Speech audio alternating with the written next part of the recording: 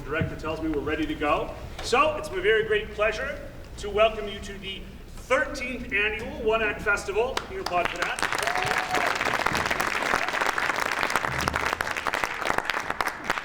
So we do a number of productions here every year with the Drama Club. We do this One Act Festival, and then we do a main stage show in the spring.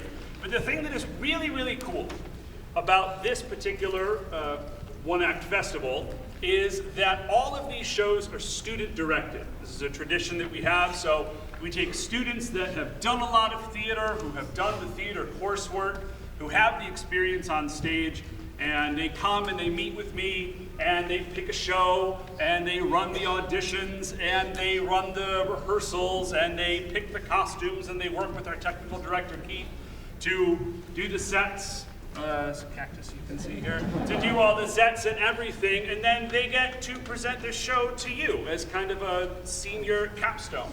So it's a really special night. It's a very cool thing, and it's in many ways kind of the culmination of a lot of years of theater training. So unfortunately, having said all that, not unfortunately, but one of our directors is actually at her senior night for the swim team. So she's not here to introduce her show, but I think we have somebody else is coming on to tell us a little bit about it, right? Thank you. Obviously, our director could not be here tonight. She's off swimming or something. Clearly that means she cares more about that than us. Stella, get your ass back here! I have to go. Enjoy.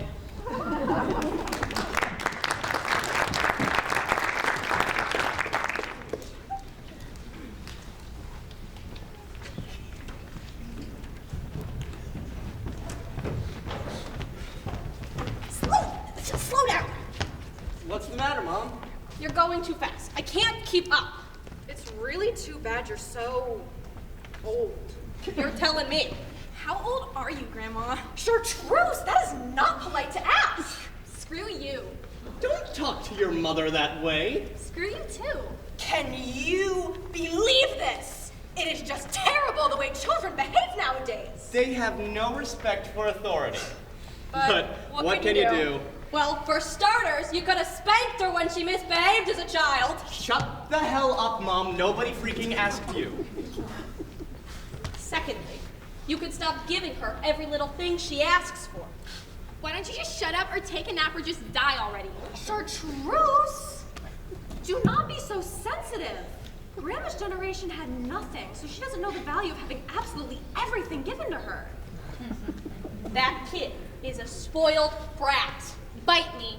And what kind of a name for a kid is Chartreuse? What, Kathy would have been too common? Listen here, Grandma. One more word out of you, and I'll shatter your calcium deficient bones like Jim's sorry excuse for a career. Stella! Sorry, I didn't mean that. No, it's okay. It's not your fault.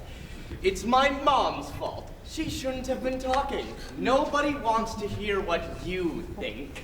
Now, Jim, your mother doesn't understand modern parenting. Her generation did things differently, wrongly.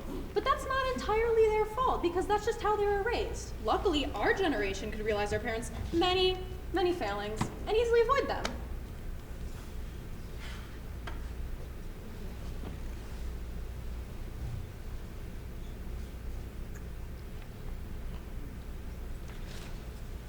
Whatever. Listen, it's hot out here. Can we go back to the car? I'm parched. Did anyone bring water? What? Well, Mom, you see, the thing is... We're leaving you here. What? It's just that you've gotten so old. And hard of hearing. And you keep forgetting things we've told you. But mainly it's because you're so old. What are you talking about? I'm in good health. I just had a checkup. My hearing is fine. You people have started mumbling all the time. And I wouldn't forget what you said if you weren't so boring or talked about anything besides yourselves. Besides, getting old. People are living longer all the time. That's part of the problem. And why is that? Well, we need your money. I mean, it's just sitting in your savings. It should be in tech stocks, mutual funds, something. And you don't use it for anything besides living expenses. You don't travel, you don't shop for gourmet food or wine, you don't shop for antiques. I already have furniture. Yeah, and it's old and it smells. Why do you need my money? You both have good jobs. That's debatable. Della! You're well paid. You've got plenty of money saved. Well, like you said, people are living longer. Our financial analyst told us we will need a lot more money invested to keep spending the way we do into our golden years. Or you could cut back on a few things. Oh, Mom, that's so quaint. It's not like you need 4 cars. It's not the 1800s anymore, Grandma. No one today has just one car any more than people have just one facelift. I was born in 1954. You are so missing the point. Look, Jim and I each need a minivan. Why? They're very practical. But why do each of you need one? So one of us can pick up the groceries while the other takes the kids to soccer practice. You only have one kid. And she never played soccer. And we need a rugged sports utility vehicle for those rough and tumble nights out on the country. You use that thing to drive to work in the city. And as for that stupid sports car... You shut the hell up about my Porsche, old lady. I am 47. You hear me? I need that car. I think we're getting a little off topic here. Look, I'm sorry, but this is the way it is. We love you, right? See? We love you, and we're really going to miss you. But we do not need you. We need the money. So what's your master plan here? Bash my head in with a rock? No, Mom! I could never hurt you. Then what? You're going to love me to death out here? We're not gonna kill you at all. We're just gonna tie you up and leave you here to expire peacefully of exposure and dehydration. You people are nuts! We should have drowned each one of you at birth. Is this gonna take much longer? I have a date tonight. With who? The lead singer of Skuz. Oh, no. I do not like the sound of that boy. Who said it's a boy? What? Are you telling me that you embrace an alternative lifestyle? Maybe I'm just experimenting. Excuse me, can we get back to the matter at hand here? No. It's important families talk. Oh, now there's time to talk. Not that you could ever be bothered to talk to me when I needed it. No, every night it was the same thing. A scotch on the rocks and a cigarette while you watch the evening news. Don't talk to me while I'm watching the news, honey. And at dinner it was, don't speak unless you're spoken to, Della. And if I needed help with my homework, it was ask your mother. No, the only time you wanted to talk to me was at bedtime. Then it was, let Daddy tuck you in, sweetheart. You won't tell your mother if you see me leave with a little lady tonight, right? It can be our little secret, so don't tell me it's important for families to talk, Dad. I'm not your father. Oh, well, whatever. You're all the same anyway. No. Actually, we were pretty close. Hey, Mom, remember playing badminton in the backyard? Oh my god, can we just tie her up and get out of here? Right, yeah. Best to keep this on a professional level. Della, could you pass me the rope? You were supposed to bring it. I thought you said that you would. God damn it. Well, you better run back to the car. Run? It's 5 miles! And it's really hot! Then I guess you should have remembered the rope. Oh, for Christ's sake. Here, use my handcuff. Why do you have those? Why do you think? I have a mind to ground you, young lady. I'm already grounded. Then how can you have a date tonight? Because I don't listen to you. Oh! Give me those. Here.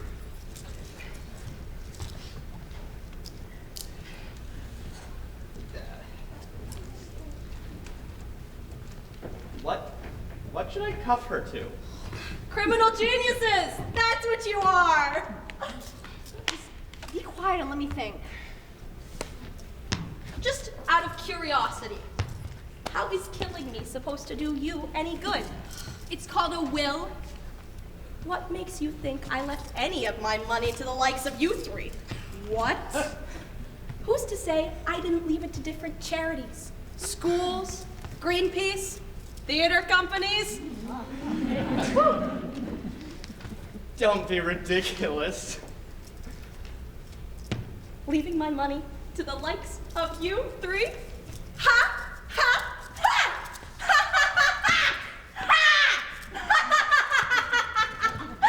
Money! You! Mine? No.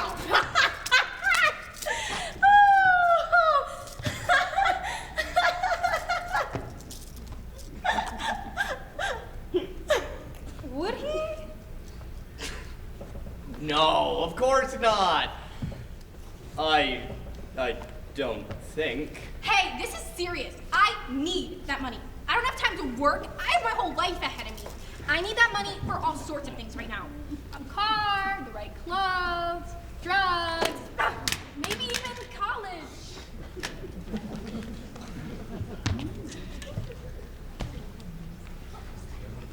Listen. You all keep me alive. Take real good care of it. You can have all the money when I die a natural death.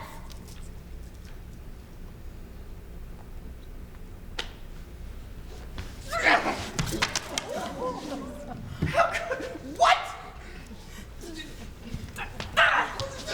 Oh my God, she's not moving. If she was telling the truth about her will, we've got to get her to a hospital before she dies.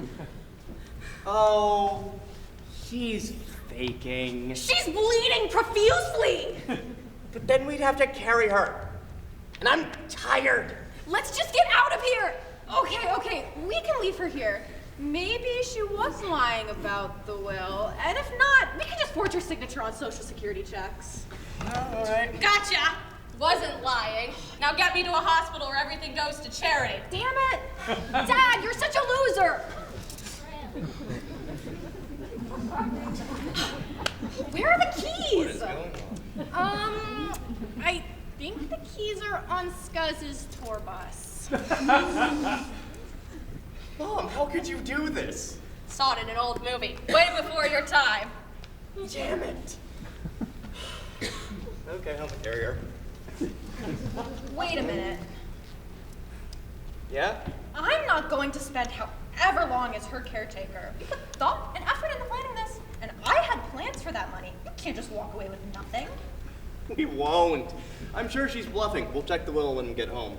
And if she's not bluffing, Shut up and help me carry her.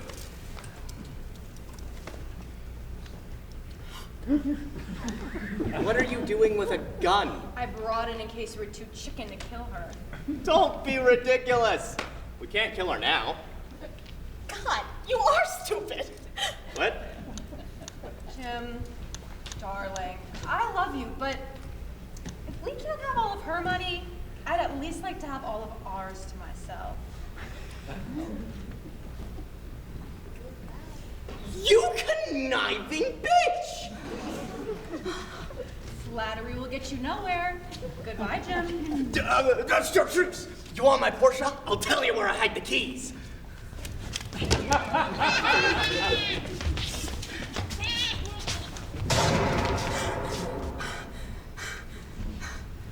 You little rat.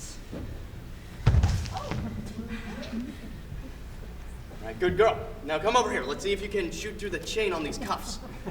you know, it looks like everything's mine now. Chartreuse, the keys are very well hidden. You will never find them. So I'll hotwire it.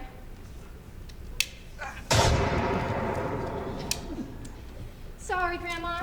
It was all their idea. It's okay, Chartreuse. I was getting old anyways. Yeah, look, it's getting late and I've got to go. But here's some water. Thanks. I'm a little turned around. Which way's the car?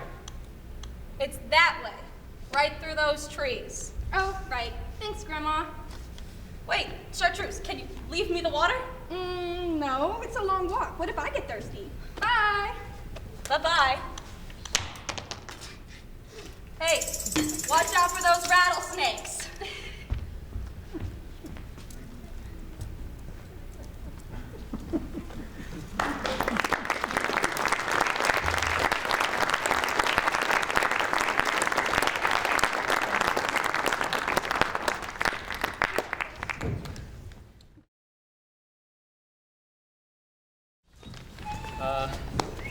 Hi everyone. My name is Hugh. I directed Revenant. I've been doing the one acts for 4 years now. It's always been a great experience. And you know, now I'm pursuing theater, so this program really shows you how high school can really form people's future. Enough about me. The Revenant is a thrilling little comedy piece about two old friends getting lured by separate notes. But they come to find out that they didn't send the note to each other, so you gotta figure out who sent the note. That's all I have. Thank you for coming.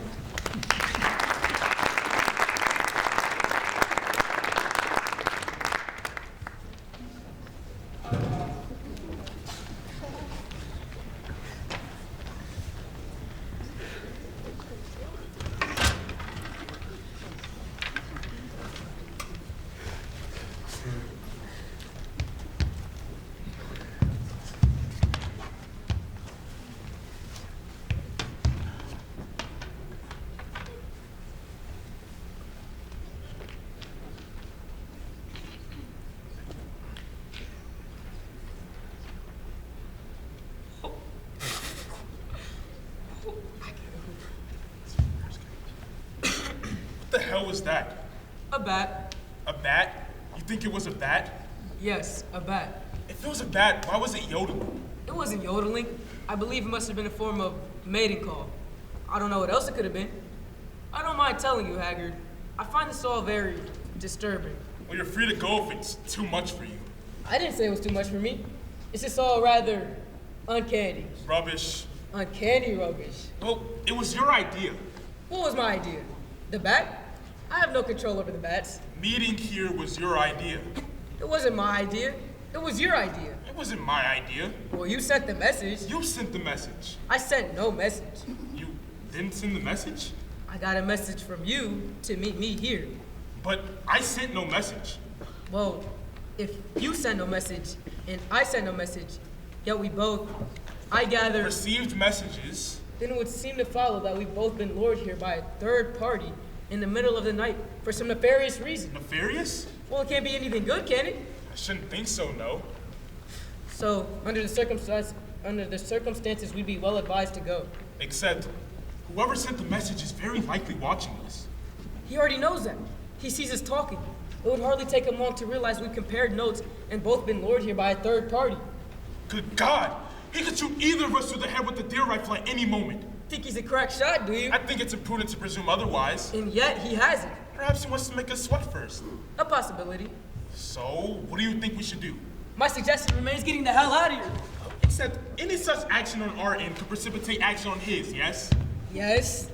That being the case. That being the case, let us cogitate. Who would want to lure us here and why? Any enemies? Well, you would know as well as I. How so? Well, mine would be yours. I repeat, how so? He wanted us both here, didn't he? Yes, so it's a mutual enemy. Manifestly. And that would be... I don't know. Give me a moment to think.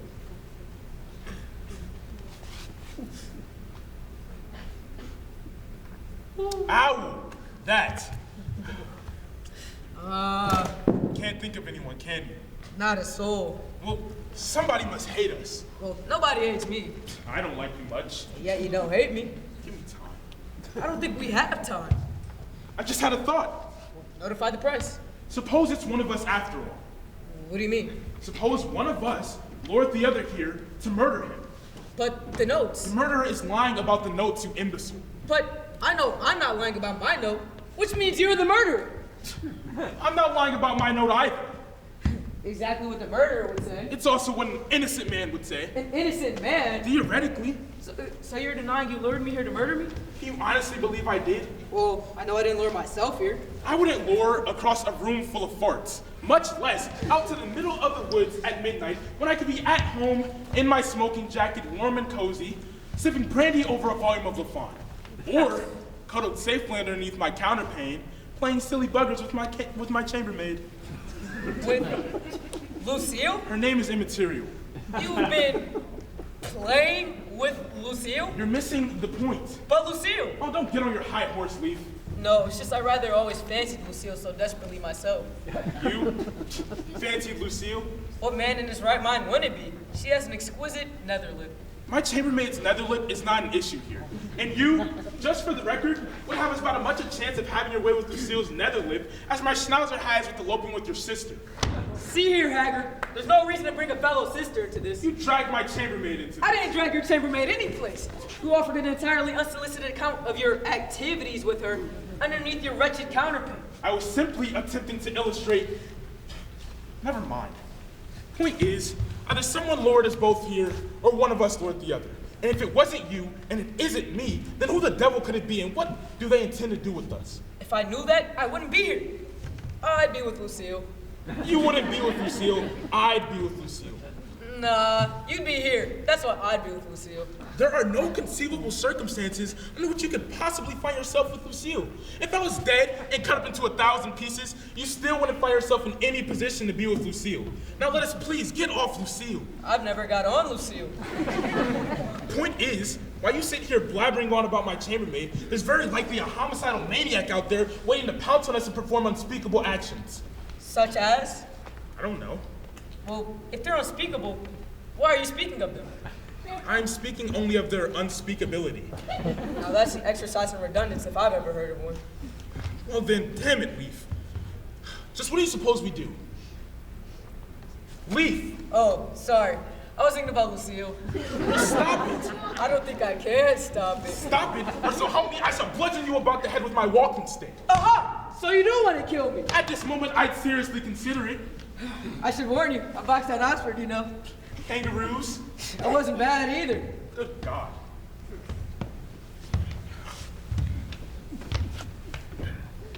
I just remembered a dream. Haggard, I don't give a rat's ass about your dreams. And this is certainly I dreamed of Lucille, lying on her bed. Go on. I can see it so clearly. Her black hair spread out upon the pillow, her downy arms, the gentle slopes of her... her gentle slopes. What? What? I'm sorry, don't get agitated. Any sudden moves could be fatal. She's lying on the bed, then what? There's someone peering on her from the window. I can't quite make out who it is, but I have this eerie feeling it's someone I know. Oh? Now, they're climbing through the window. Go on. This dark, ominous figure. He's moving stealthily towards her reclining form. Yes, yes. God, that's it! What's it? You preemie! Don't you see? Someone has lured us both here so that they can get to Lucille. Oh no! Their plan is to lure us out here so that they can steal back to my house and ravish my chambermaid beyond imagining. Oh no! That's it. That must be it. But why would they lure me here? I just explained it. Are you deaf? Your theory explains why they'd want to get you out of the house, but why bother with me?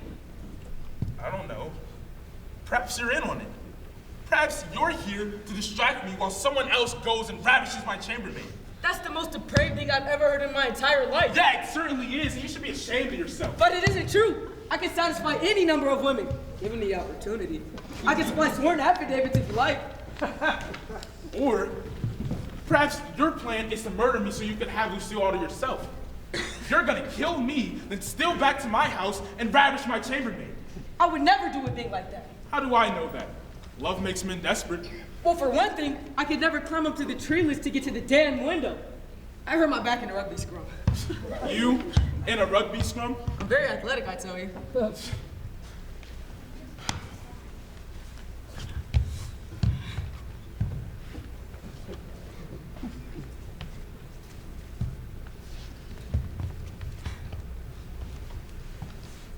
How'd you know which window was hers? What? I mean, how did you know Lucille's window was the one above the trellis? I mean, I can only presume. Have you been spying upon her from the front lawn? I was bird watching. Oh, is that what you call it? It was perfectly innocent. You pervert! You should be taken out in horsewhipped. Okay. Now and then, on my bird watching expeditions, maybe on 1 or 2 occasions, find myself peering in the direction of Lucille's bedroom window. And maybe just once or twice, seeing her gazed out on a late, warm summer night, peering out the window. Stop it! Stop it! You bastard! You blackguard! You cretin! You're killing me! You're killing me! Oh, sorry. I lost my head there. It's quite all right. Just for a moment. It's quite all right. Thing is, looking at Lucille's eerie, otherworldly beauty, any man would find it impossible to look away, like a goblin hypnotized by fire. It is rather like that, isn't it? How does she do it? It's uncanny. Absolutely. You know, there is one circumstance we have not yet considered. For Lucille? For the situation we presently find ourselves in. And what is that? We're dreaming. Who's dreaming? You mean both of us? Well, at least one of us. But which one? Well, I'd say me, of course. Although, it might look different from your perspective. Which one? Hold on.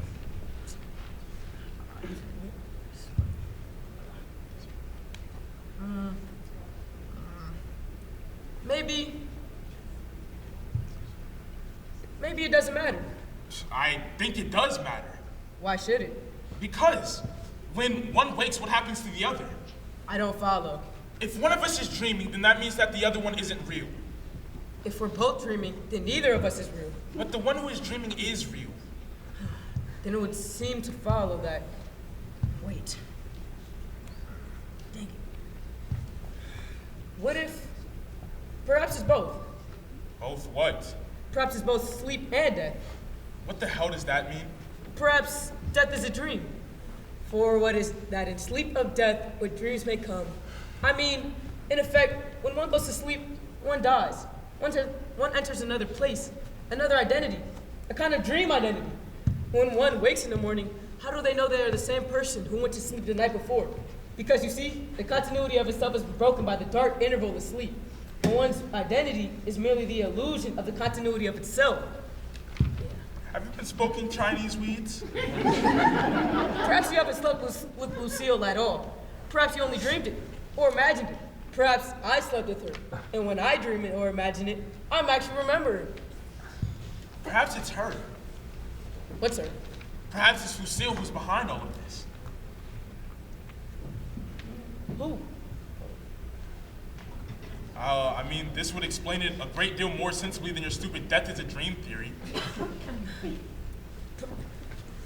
So,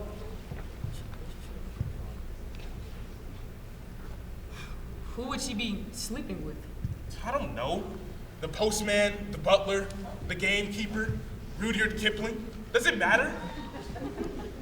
I should think so, yes. Perhaps it's the vicar. The vicar? Never did trust that damn vicar. He's a shifty-eyed son of a bitch. But the vicar is a man of God. Yeah, and so were the Renaissance popes, but that didn't seem to stop them from sticking to anything that moved. Great Scott! We've got to get back there. Why? So you could peer at it with your binoculars? No, I want to strangle that damn vicar before he turns into a bloody Renaissance pope. What's that smell? Don't look at me. You're the one who loves beans and wieners. No, it's not that. It smells like a small animal of some sort. I've been smelling it ever since I got here. Can't you smell it? I thought it was you. I think it's... Wait, what's that? Where? What is it? It appears to be a satchel of some sort. Well, go and grab it. You grab it. I don't want to grab it. Grab it or I'll tell Lucille what a cringing little mug you are. All right, I'll get it.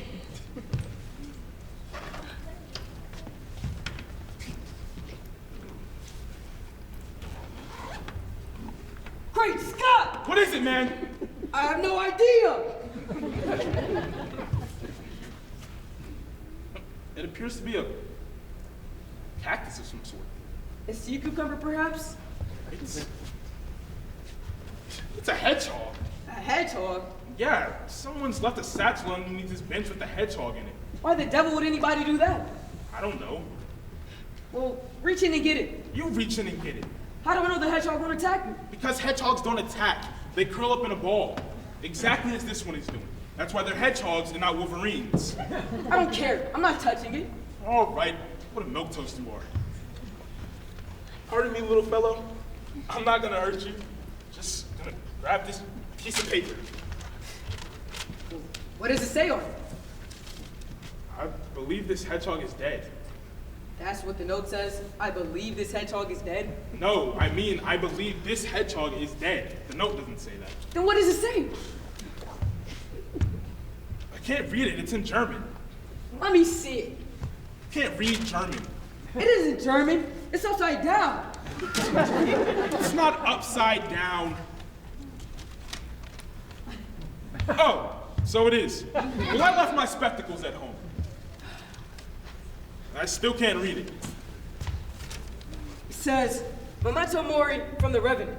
What the hell does that mean? A memento mori is Latin for that remember that you must die. I know what it means. Then why'd you ask? Because I don't know what it signifies. A memento mori is anything that reminds you of your death. I know that. And a revenant is a person who returns after a long absence, especially one who comes back from the dead. I know what a revenant is. What I don't understand is what it means that a note upon which is written Memento Mori from a revenant is placed in a satchel with a dead hedgehog underneath the bench that you and I have both been summoned to in the middle of the night. That's what I don't understand. There must be some explanation for this. Yes, but I don't know what it is. This would appear to be a gift, for one or for both of us, from a dead person. A gift from a dead person. The revenant, A dead person that sends us a dead hedgehog. to remind us of our mortality. Why would a dead person send us a dead hedgehog? To remind us of our mortality. Pay attention. But why would a dead person want to remind us of our mortality? What else has a dead person got to do? And what dead person? The revenant. But a revenant is one who comes back from the dead. Yeah, so? So where is he? Actually, right there. Right where? Ah! Easy. Good God! Don't panic. I'm not panicking. It's not a dead person, that's a person. It looks like a person. It is a person, you're just wearing a hood. Now I think we're about to get to the bottom of this. Let me do the talking. You're terrible, Peter. In my youth, I was known as the Mark Anthony of Peterhead. Shut up. Excuse me, sir. Miss. Sir? It's all right. My name's Haggard, and this is my friend Leaf. If we could be of any assistance to you, it would be our sincerest pleasure. Well, Lucille? Is that you? that isn't Lucille. It could be Lucille. Nah, Lucille has a bigger bottom. What do you know about Lucille's bottom? I've seen Lucille's bottom. Only through binoculars. They magnify. Well, that's true. Hello? Are you all right? They're looking at the satchel. Is this your satchel by any chance? Because if so, we found it underneath this bench. Did you lose a satchel? They're swooning. Swooning? They're gonna faint. Catch them. I'll catch you. I'll catch them. It's all right. Watch the Sit down hedgehog. here a moment. Watch the hedgehog. Excuse me. Are you all right? Did you write this note? Memento Mori from a revenant. Yeah, did you write it? Who did you think I was? I didn't think you were anybody. Haggard thought you were Lucille, his housemaid. I did not think they were my housemate. Clearly, this person is a person. It's just, there's something very familiar about you. I can't quite put my finger on it, but since I saw you standing there right behind me in the shadows, I've had this eerie, this uncanny feeling that you're someone I know. But perhaps I was mistaken. I must have been mistaken. Where?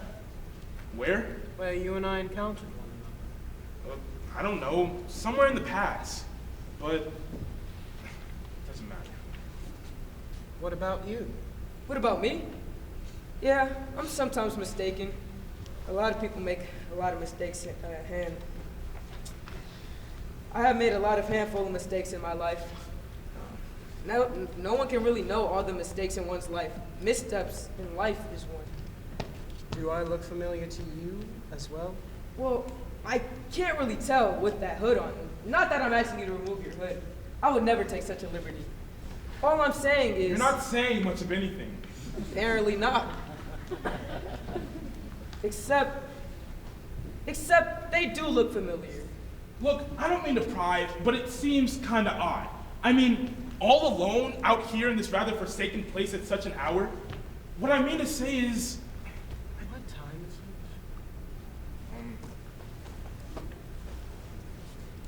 I seem to have left my watch at home, but it must be nearly midnight.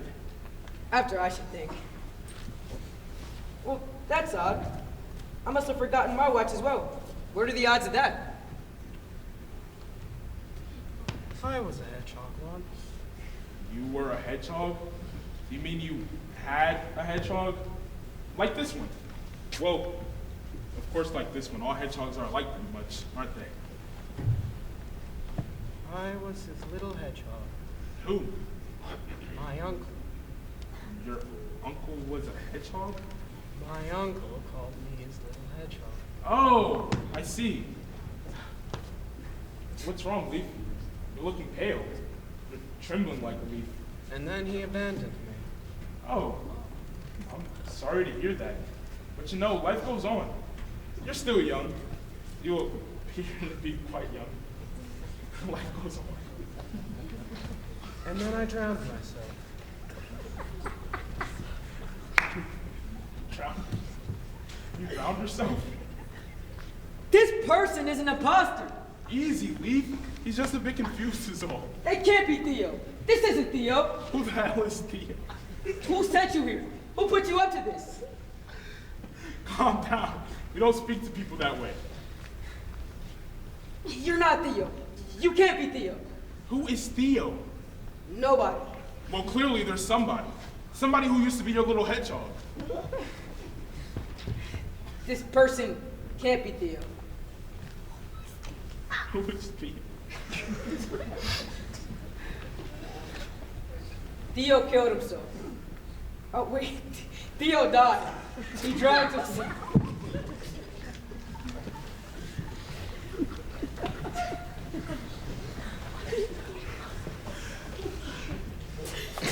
Who is Theo? Nobody.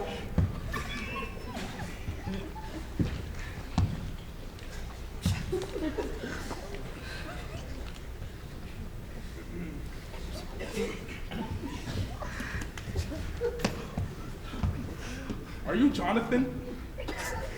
Jonathan? Who the hell is Jonathan? He's not. He isn't Jonathan. He can't be Jonathan. Jonathan is...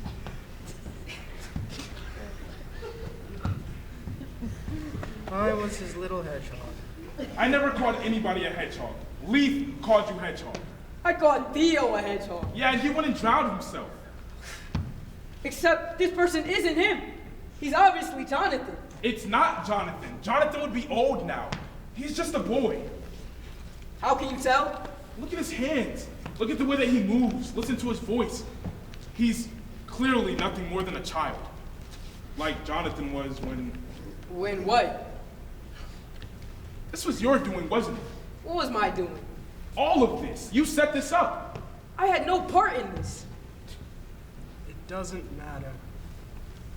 What does it matter? The identity of the victim. What victim? What are you talking about? It amounts to the same thing. What thing? All betrayals are the same betrayal. No, they're not. It's true. All betrayals are the same betrayal. He's speaking gibberish. This is all gibberish. He's probably a fugitive from a mental institution. He's escaped from Bedlam. Yeah, someone will be arriving any moment to throw a net over his head and drag him shrieking back to his madhouse cell. We shall laugh about this over brandy and cigars. We shall tell this to Rudbert and Henley at our club. It's true. All betrayals lead to the same place. What place? Where do all betrayals lead? Here. Where is here? This is the place to which all betrayals lead. To a bench with a satchel and a dead hedgehog? Look, Theo, or Jonathan, whatever your name is, I'm sorry if someone has treated you badly in the past. I mean, yes, it's true. I suppose I've treated someone badly in the past, and Leaf has treated someone poorly in the past. Men do these things. It's what we do. But there is, there must be something like redemption, isn't there? Jonathan, Theo. Guess not.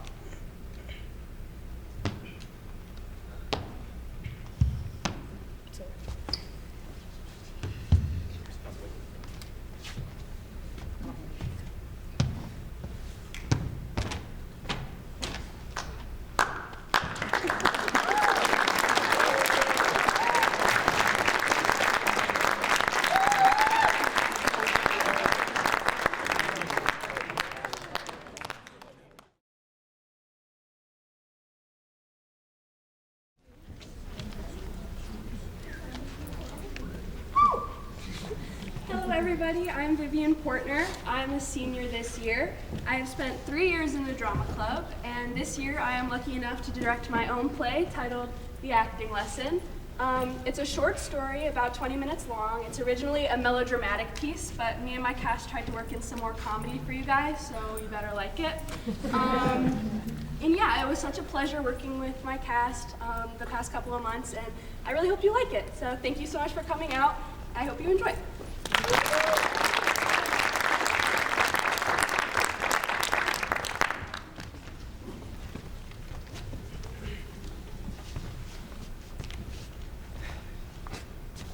So you've come to watch us work. Good.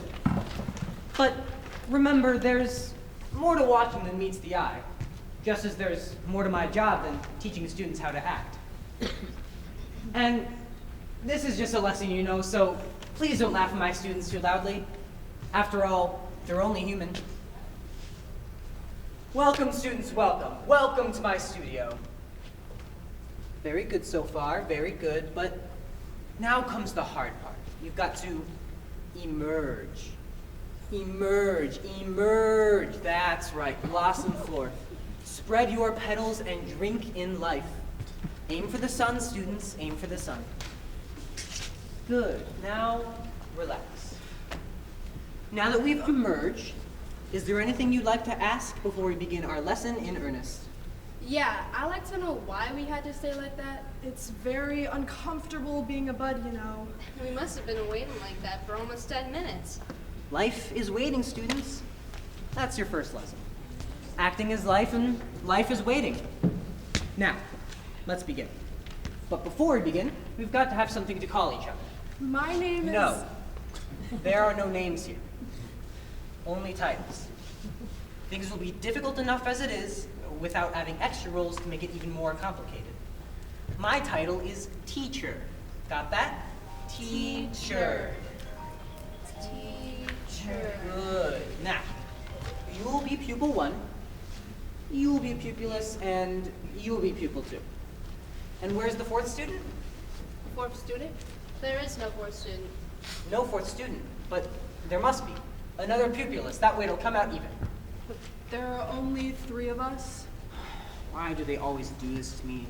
Why must they make my job so difficult? I'd never start out with a perfect cast. It's always out of balance. We're sorry. but- Sorry? What good does it do to be sorry? Now it's impossible to... We just have to work with what we've got. Now, the most important thing for you to remember is that you've got to understand and believe in what you're doing. It doesn't do any good to even be out here if you don't believe in what you're doing.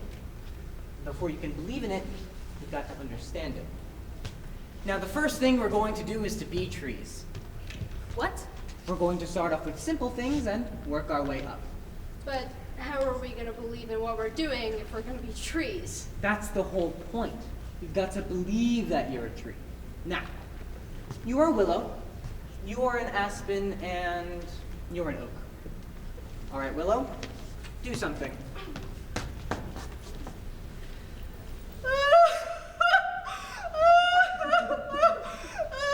Very good, Willow, very good. You've learned something that will be invaluable to you as a human being. All right, Aspen, let's see what colors you can change into. It's summer, and so your leaves are a bright green.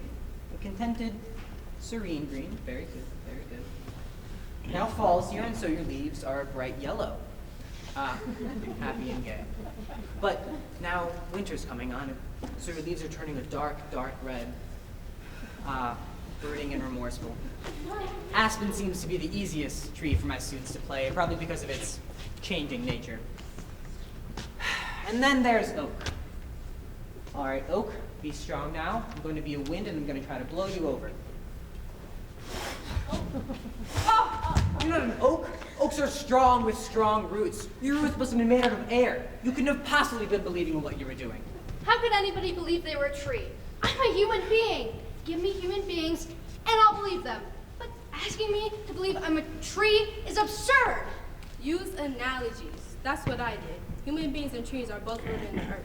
Well, sure, it's not hard. It's ridiculous, and I'm not going to do it. Don't be such a clown. You just can't do it, so you're making up excuses. I'm not making up excuses, and I'm not a clown. You'll all be clowns before our lesson is through.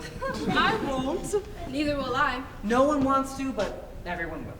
Now, let's get on with it. But let's play human beings this time. He's liable to be here soon. Do you want that? No. I just want to have done something before he gets here. When will he take us? Whenever he wants to. Usually it's just when you're starting to get an understanding of what your role is all about. But then again, some of my students were taken before they had any idea of the role they were playing. Some never knew who they were.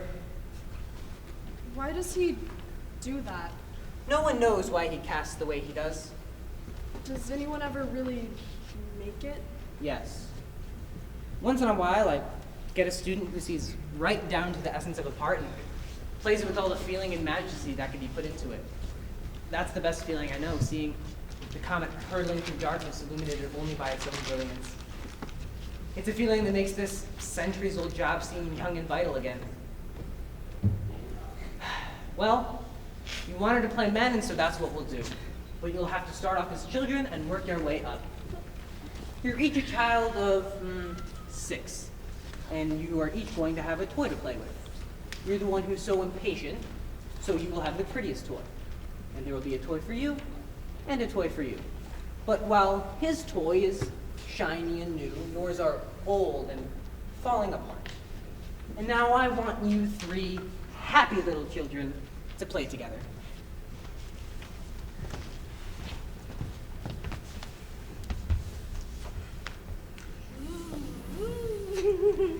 My wing's busted.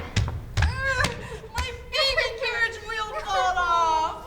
Vroom, vroom, my race car won't get busted. It's brand new.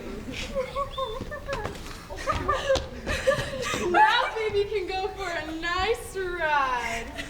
Ooh, look at the pretty spider.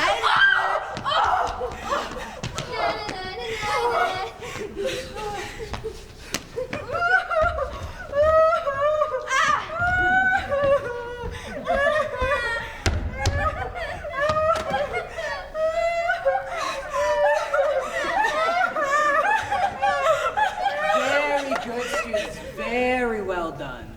You passed childhood. But it's important to learn from your mistakes. And I hope that you understood what you were doing, because I'm afraid to say we are going to have a quiz later on. Now we move on to more complicated problems. You're adults now, and one of the first duties of adulthood is to select a mate. I'm sure that you're all quite capable of playing roles by now, so I'm going to give each of you scripts for this one. I'd like to discuss the men's parts first, if you don't mind. Not at all. All right. You'll be reading scripts for this one, but I want you to believe in what the lines are saying and make them as much a part of yourself as you can. because there's more to the scene than just reading lines off of a page. The young lady is going to decide, off the basis of your speeches, whom she'd like to marry. You'll see when I give you your scripts that the last few pages are left blank. After the proposal scene, she is free to improvise what she wishes. But she won't really be choosing one of us. She'll just be choosing what we say. Well, ideally, how you say it will carry a good deal of weight as well, but I'm afraid you're right. And the ladies do generally choose a type rather than a person. But for that reason, we usually stick to these two scripts for our little contest, as they seem to be the ones most often chosen. Now, to keep things fair, we're going to let you have first choice in scripts, and you can pick whether to go first or second. And your choice? I'll go second. Fine. You're allowed a few minutes to prepare if you'd like. I'll cue you. And now for your lines. Why are women always pushed into the background? Which you weren't. A lady should never be kept waiting. I'm afraid that you weren't concentrating. Now, here are your scripts. As you can see, the lines are the same for both scenes, but you can vary the word order and style of delivery as you wish in order to best reflect your feelings about what's been said. Since there's very little color to your speeches, I suggest that you put as much of your own personality into them as you can. Play them as close to yourself as possible, but believe in them and understand what you're saying. Your decision should be made on what you, yourself, look for in a husband. After the proposal scene, you're free to improvise what you'd like. Here is your home, and this will be your furniture. You are allowed a few minutes to prepare if you'd like, and I'll cue you.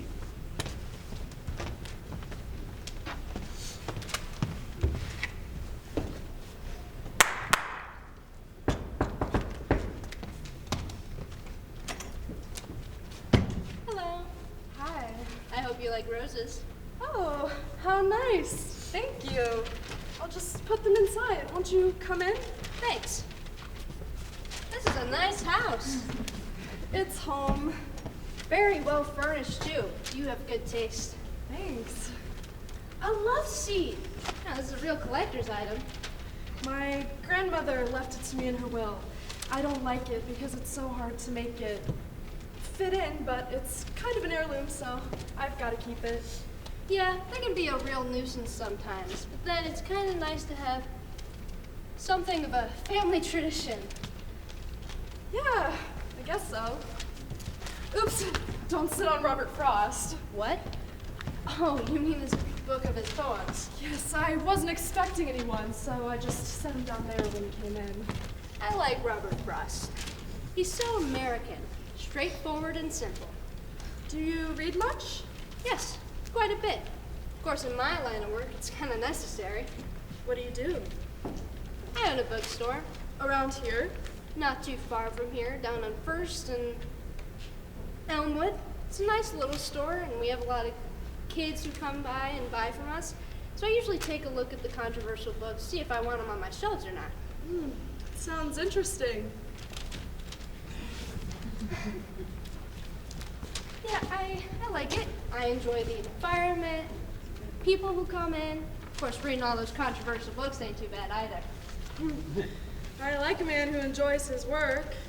Yes, I enjoy it. But a man gets to an age when he wants something more out of life than a good time. He wants something that doesn't wash off when the rain starts falling. Yeah, I know what you mean. I thought you did. I've seen you at the store. As a matter of fact, I saw you when you bought this book. I could tell that then you wanted something like this too. There was a longing in your eyes, a faraway look, as if you were looking for something in your own future. Because the past was nice and necessary, but it was gone now. You had to find a new wind to fly your kite upon. A wind that was above the clouds and above the rain. That's why I came here today. As I saw that feeling in your eyes, the same one that I have. I thought maybe together we could make it above the rain. Well, I don't really know what to say. I think I need more time to think about everything that you've said.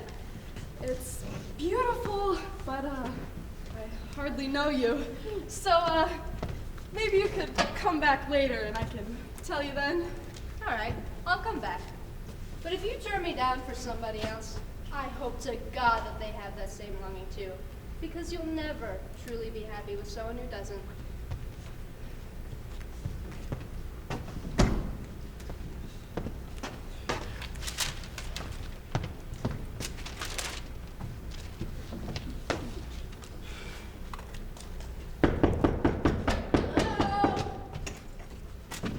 Hi, baby. Hi. Here's a set of keys for you. Oh, how nice. They're to that Porsche across the street. It's for you. Thank you. I'll just put them inside. Come in. Kinda small, ain't it? It's home. Man, what a funny looking couch. Thanks. Like you have to be real tiny to fit on this thing. My grandmother left that to me in her will, before she died. I don't like it because it's so hard to make it fit in, but it's kind of an heirloom, so I've got to keep it. Yeah, well, stick with me, baby, and I'll buy you a velvet couch. A red velvet couch with gold stripes. That'd be a real heirloom, wouldn't it? Yeah, I guess so. Oops, don't sit on Robert Frost. Robert. I wasn't expecting anyone, so I just set him down there when he came in. Robert Frost. Isn't that something? And I always thought his name was Jack. Do you read much? Like, at all? Nah, I just have fun. See, my old man's got so much dough, he doesn't know what to do with it. So, he gives me $500K a year, and I just play around on that. What does he do?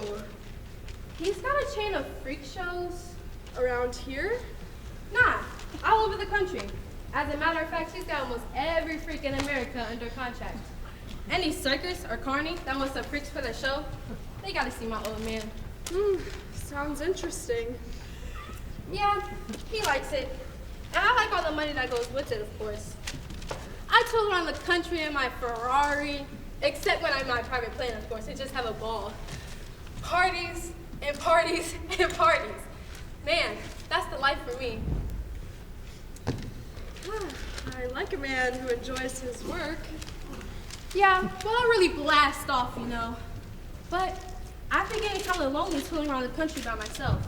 And my daddy, he thinks it's time I settle down too. As a matter of fact, he said to me, son, if you can find yourself a little old gal to marry you and have some children, well, I'll just up your allowance to $1 million a year.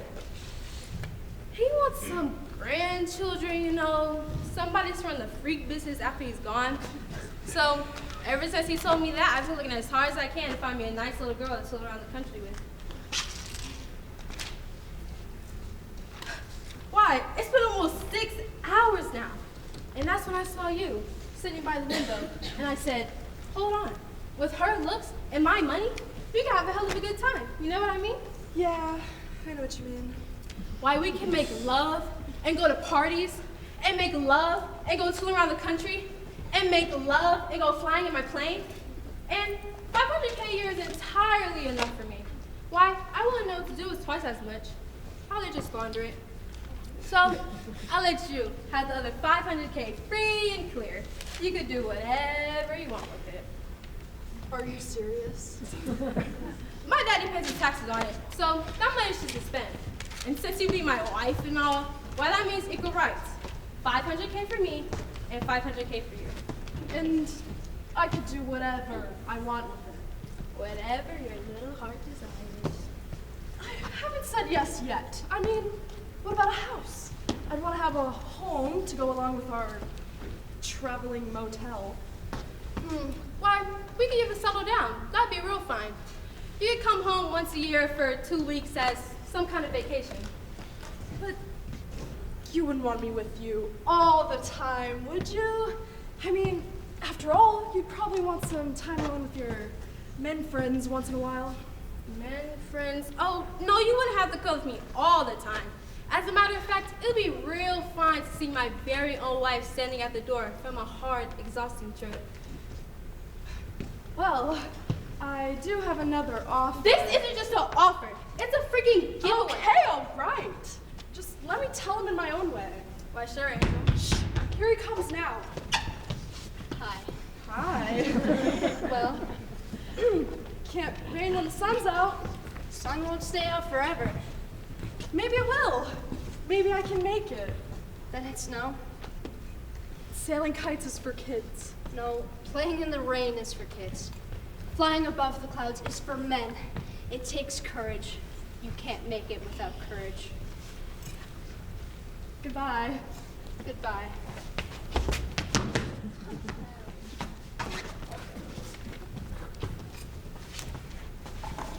Very good, students. Very well done.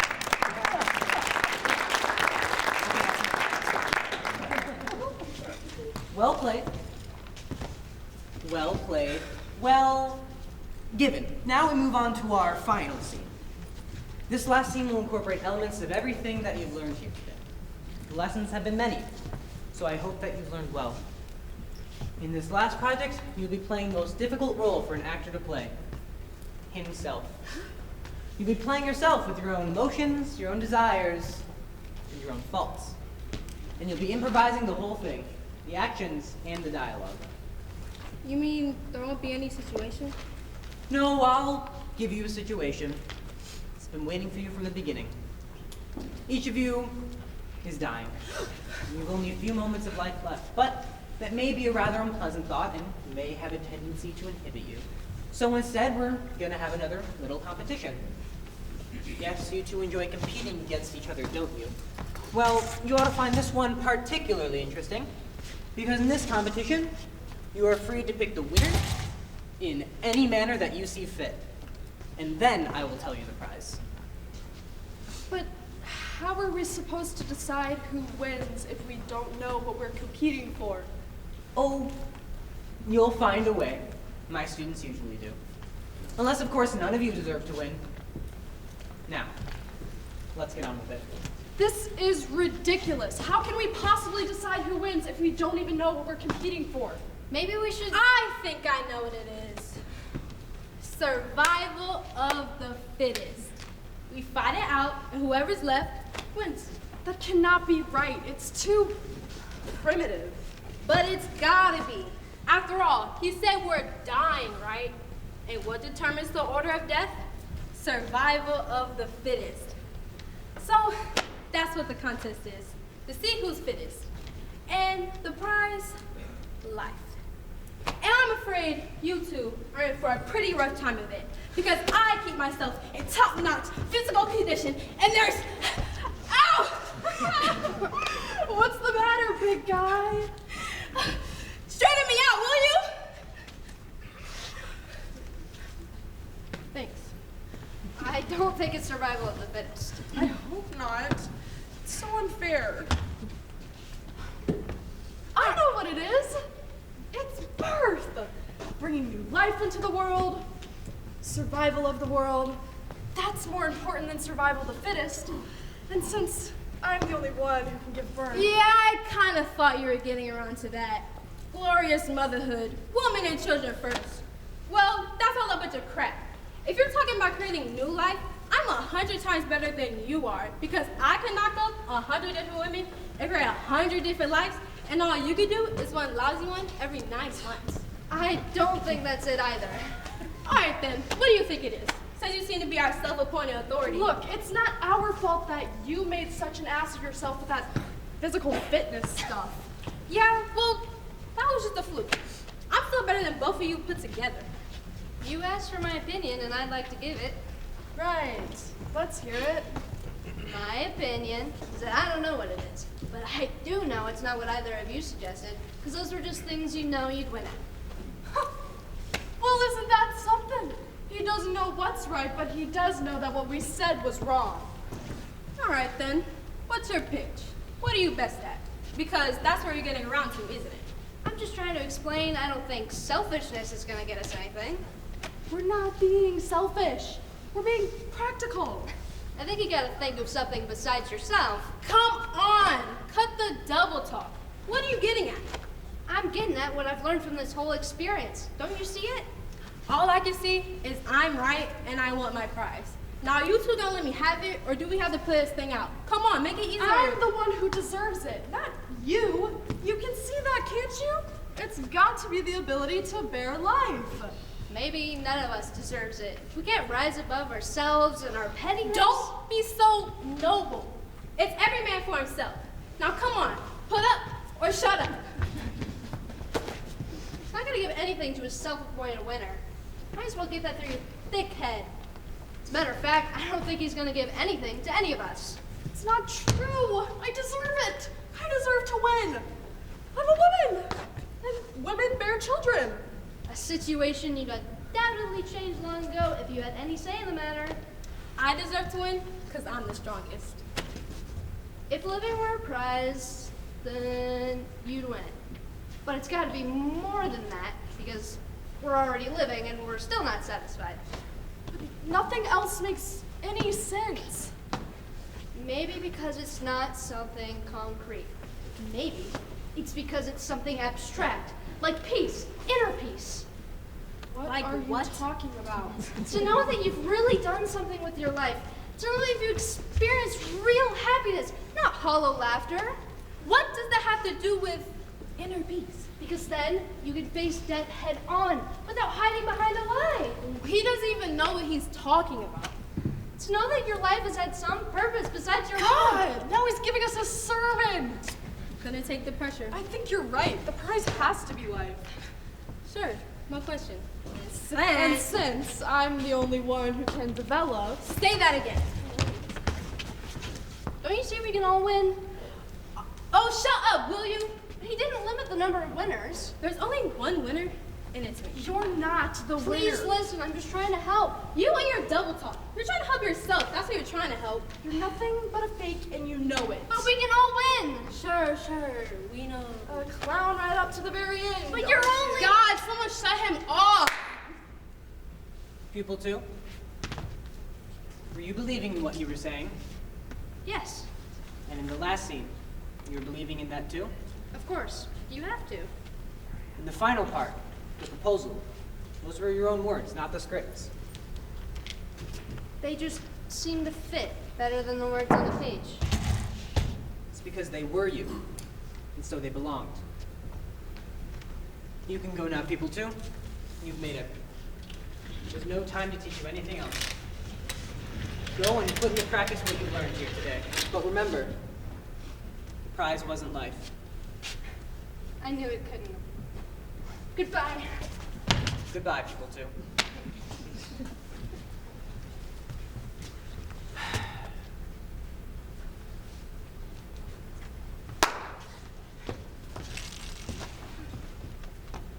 Oh, looks like he's finally gone.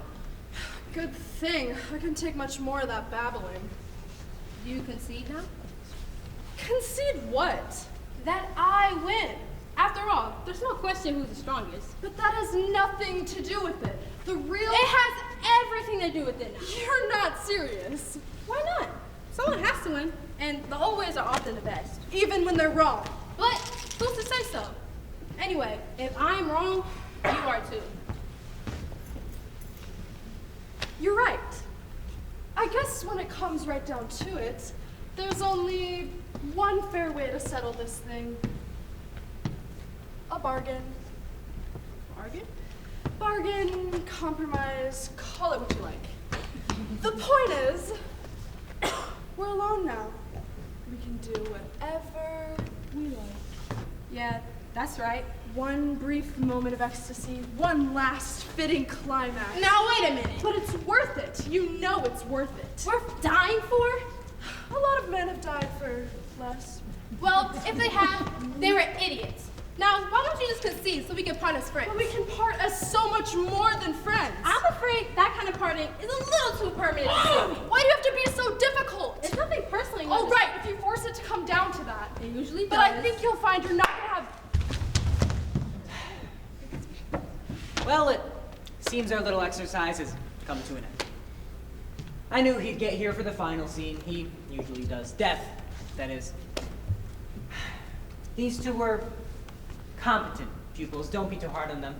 I've had many that were much, much worse. They understood fragments, but of course, no one has any time to understand it all. He sees to that. Oh, and if you're wondering where the other one is, he's with these two now. Stage hands! It's only a short trip his comet makes. One orbit, and then I'm afraid he burns himself out.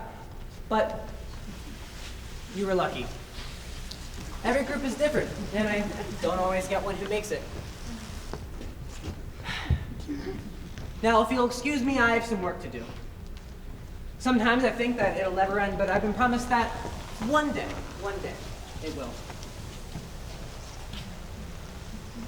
Oh, you can go now. Your lesson is over. Welcome, students, welcome. Welcome to my studio.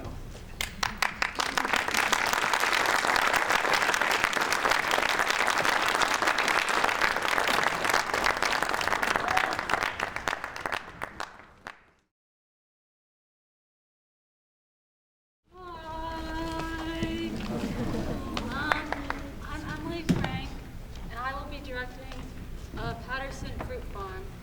I chose it, one, because it's a humorous play, but two, as I'm getting ready to move out of the city and off to college, I really want to do a play about a place that was so special to my childhood and had so much positive memories. The play's about two teachers who, while on a chaperoning a field trip, meet two very unique, interesting figures. I'm very proud of my cast, and I can't wait for y'all to see it.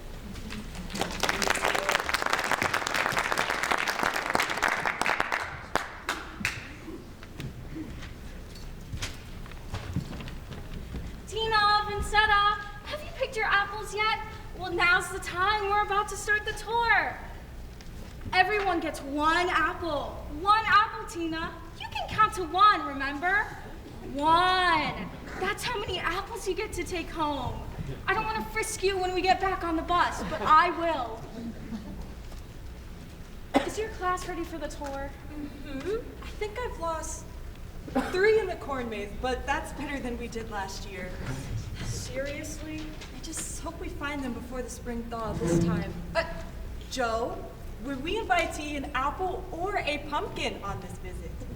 Well, which one are you gnawing on? Apples are over there. I'm just so glad we get to bring the kids out here. It's such a beautiful day. Snow by Halloween. Watch. But here they're all interfacing with a genuine rural learning platform. Brian Pendergrass, you do not shove other children off the hay bales. She was not jumping. You are not the king of the hay bales. You are on the list, young man. And if I see you push one more child off the hay bales, I will personally come up there and show you who the queen of the pitchforks is. You never lose the ones you want to lose in the corn maze, do you? I thought we got rid of the bad one when that Bartleby boy got sent to Hawken. Hi. Hello. Afternoon. These are your kids? We're from Canterbury Elementary. Are you our tour guide? No, I don't work here. But you know if they're hiring? Are you a migrant laborer? Could be. I guess you'd have to ask at the front office. I actually just lost my job this morning. I'm sorry. And I was driving. Just driving, you know. Well, driving and escaping from the police. And I think, you know what I haven't had in ages? Fresh apple butter. Patterson Fruit Farm apple butter. That's when we hit the spot. We used to come out here when I was a kid, every fall, get apples and pumpkins for Halloween. Even though we lived on the west side, my mom grew up in Wickliffe. She said we have to go out to the fruit farm. So here I am, like some Cleveland summer returning in the spawn in the apple orchard. You know? And I've got about 30 hot dogs I can share with the kids. They've been sitting in my car for a couple of hours, but they're probably still good. No. Thank you. No. No. Right. Regulations, stranger danger, all that. Right. It's the age we live in. Just out of curiosity, what did you mean, escaping from the police? Parking violation and a possible misunderstanding about the hot dogs. You need a hand with all those lunchboxes, Sean? No, thank you. I should really just put these back on the bus. It's great. You bringing the kids out here? Well, it's curriculum-based pedagogy. Ohio geography and history, basic spatial computations, the food chain. We think it's important for them to see where their food comes from. Right. It's so vital and nourishing for the children to touch their roots and feel the good earth and its fruits in their own little hands. Caroline, get your fingers out of there. Something that looks like it came out the wrong end of a duck, and of course, you go sticking your paws in it. I've got sanitizer. Come here. Come here. You know the other thing I used to love? Haunted hay rides. Bumping along a tractor trailer in the dark, and then whoosh, there's a ghost. Which was really just shit on the string. Although, actually, now that I think of it, my strongest memory was when I was 9 years old, during one of these tours. We got off the tractor to look at this spooky graveyard, and I guess I stayed in too long, because the tractor left without me. Oh dear. Yeah. I had to walk about 2 miles back, alone in the dark. These goblins and werewolves kept leaping at me out of nowhere. I remember a lot of screaming. Oh my god.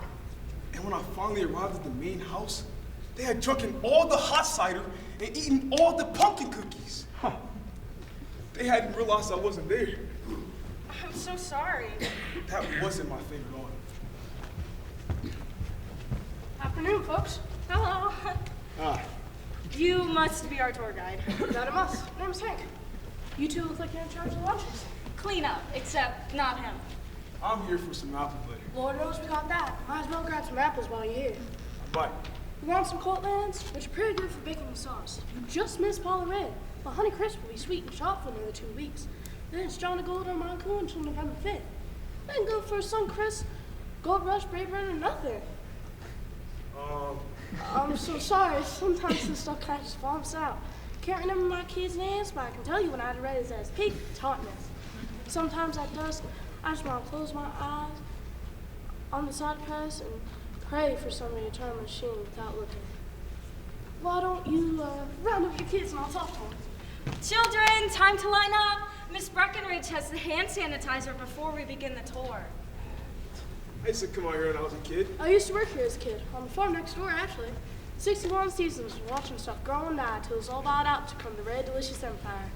I was just telling the teacher about my memories of the place, like the haunted hayride. I used to get crowd into working days, dress up as a werewolf and jump out, scare the peels nuts. That was funny. Sure was. A few rules. You pull the horse's ear or tail on the wagon, he will bite, and I won't stop him. When you pick an apple off the tree, they twist it off, not pull. I catch them pulling, I twist whatever body part I grab first. Each child gets 1 apple in 1 cup of cider. They try to smuggle on more, and we will prosecute. They ingest one, we will get it back out.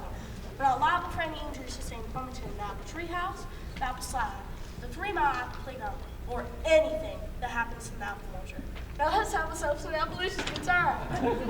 Dwayne Pendergrass, you are not hurling that pumpkin. You want to play headless horseman? You come back here on your own time. 1 more syllable and you are going to find out the meaning of the word headless. Okay, they're listening. You can start. Boys and girls, this is Farmer Hank. Can I call you Farmer Hank? You can call me whatever the hell you want. Okay, well, Farmer Hank is going to teach us about growing apples. I remember this tour. I love this tour. Oh, I'm so glad. Howdy, boys and girls. How you all doing? You liking our farm? Boo! Well then, you can go sit back on the bus. No, I'm kidding. This is a busy time out here on the fruit farm. You're on my 3rd tour today. Wow. Yep. As a matter of fact, I just gave my 2,000 tour last Monday. Wow. Yep. 2,000. 2,000. Good God. Good sweet God. Hank? Now, there are a lot of things you can do with apples, right? What are some of those things? And you can throw them, can't you? Someone's head. Hard. No, I'm kidding. Best thing you can do with apples is eat them. You know the most famous apple you'd ever? Oh, lady. We're all public school, Hank. You know, I've always liked the thought before you make your lady stay out here to one of my apples. Never happened, though. Never will. Never will. 2,000 times. But, I mean, kids, I can relate to you, you know? You're walking around your garden, your orchard, life's going along fine. It's hard, but good. Then, Bob, where'd this come from? An apple tree of ideas. Say, what if we subsidize our honest to good farm work and let people come pick their own apples and pay for the privilege? Well, bite that apple and call it Louie. There we go, eating into busloads of city kids and their parents and their teachers and their toys. I mean, we used to have a real farm. We didn't have time to be showing a bunch of snot-nosed, overprivileged brats what we're doing because we're doing it. I mean, we used to be up in our balls and sheep-eating cow placentas. Now look at us, the Disney World of Granny Smiths. Farmer Hay! When I was your age, I was on the side of the open one on the opposite side and blowing out foxes' heads with a trail god shotgun to keep them away from the chickens. You ever fire a gun? You want it? Okay, everyone, back on the bus. Back on the bus. Isn't the tour I remember? This is so much better than Lake Farm Park. Apple pumpkins, my ass. You haven't made till you reach your arm up inside our mother pig, twisting and stuck completely free. That's fun life. That's living off the land. That's where your pepperoni or your pizza comes from. Now, let's go get you some apple pie.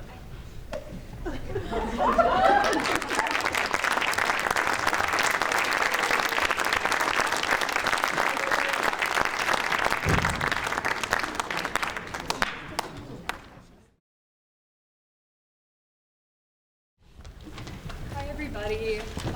Thank you so much for coming out today. My name is Rain Bontoff, and it is my 4th year doing drama club and participating in the one acts. The show I have chosen to direct is called Wildwood Park. It called to me because it's not really like a lot of the other one acts you'll see out there. It's not a comedy. It's kind of a psychological thriller. But it is about a real estate agent who is selling a house that there was just a murder in. And the person that she is selling it to is a very mysterious kind of character. He's not all that she seems to be. But I hope you guys enjoy. My cast worked really hard on this, and I hope you love it as much as I love directing it. Thank you.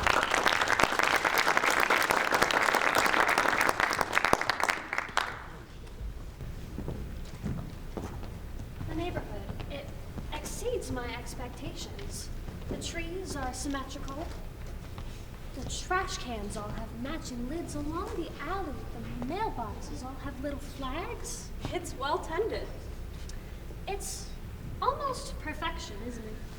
How did you hear about this listing? The newspaper. The real estate section? Yes. That's not possible. Boulevard Realty, in the interest of discretion, in the interest of taste, opted not to publish this particular address. So when you called with your specific request?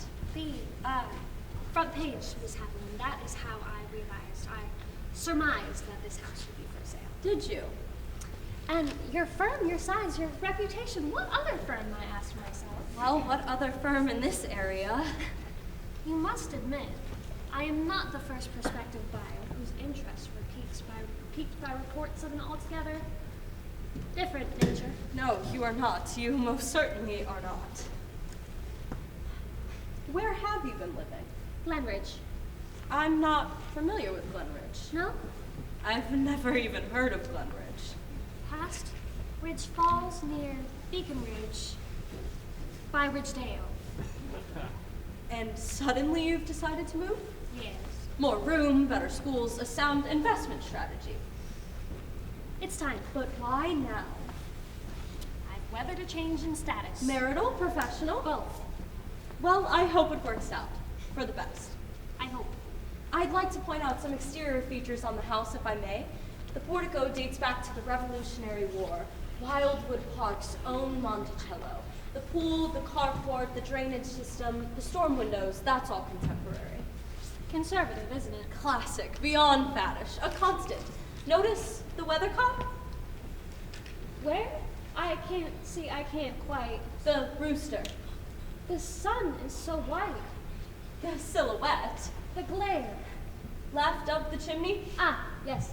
It wasn't bought, it was commissioned. Impressive. This house belongs on the dollar bill. So what sort of work do you do? Medical. You're not a journalist. No? Should I be? I have to ask. Yes. You're not undercover, are you? Under what? You're not wearing a wire. Excuse me? You're not an opportunist, are you? I rather expected I'd be asking the questions this evening. I've learned I cannot be too careful. A few weeks ago, a man requested to see the house. He brought a camcorder, said his wife was back home in Terre Haute, and intended to mail the tape back to her before deciding. Well, you can imagine my surprise when a few days later, I turn on the television to one of those alarmist news broadcasts, and there it is, edited with an ominous soundtrack. He'd sold the tape. So forgive me if I exert caution. My sole interest, Miss Haviland, is in purchasing a home. Thank goodness. I am more interested in a firm foundation, a basement which does not leak, and a patio for summer parties than I am in the unsavory. Count yourself among a rarefied few. If you distrust my sincerity. I didn't say that. I have an approved loan. I am eager to relocate. I am relieved. Would you like to see a current correspondence with the bank? A copy of my mortgage? Please, Proof positive, the listing of my own home in the town's half. That really isn't necessary. 2-bedroom, 3.5 bath, breakfast nook, skylight, dinner parties. I apologize. I would be less than honest. Yes. If I did not confess to an ulterior motive. I suspected as much. You see, the reason that I've chosen this house, this particular house with its rather notorious history, is, you see, I'm the bargain hunter. Oh, well. Correct me if I'm wrong, but I would assume by and large, the average buyer would have, well, trepidation, a fear that the house had somehow been besmirched, that it had absorbed its own history somehow and become a hard sell. But I'm not a superstitious person. Karma, aura, these things mean nothing to me. I have an unhappy surprise for you, Doctor. No! Yes. That's shocking. Through the roof. Is that the culture? The culture at large, is that what we've become? You'll make me a cynical woman, Miss Haviland. This house has made me a cynical woman. And the property values, they are holding their own. My. Wildwood Park has not changed. It is the same enclave it always was. We still boast excellent schools, and I don't have to tell you, Doctor, the shopping in our little town is world class. We have our own post office, our own library, our own women's auxiliary, and our own police force. I couldn't help but notice the squad car at the curb. Yes, a precaution against vandalism. A few weeks ago, of rocks, some spray paint, eggs. I see. An isolated incident. It's to be expected. It gives me great civic pride, Dr. Simeon, to tell you that for weeks the front porch was teeming with candles, bouquets. My own daughter made a wreath out of sapling twigs. I was moved. Shall we go inside? Please.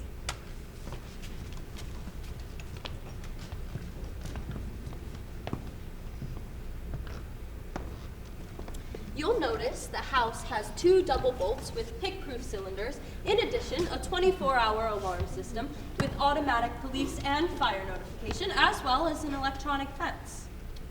These precautions, they are recent? Yes, they are new. They were not here before. Shall we? 8,000 square feet, Doctor. 5 bedrooms, 4.5 baths. Notice the upward sweep of the foyer? The walls rise to the full height of the house. The candelabra, that's brass. We're just flooded in light, aren't we? The colors, Dr. Simeon. Isn't it beautiful?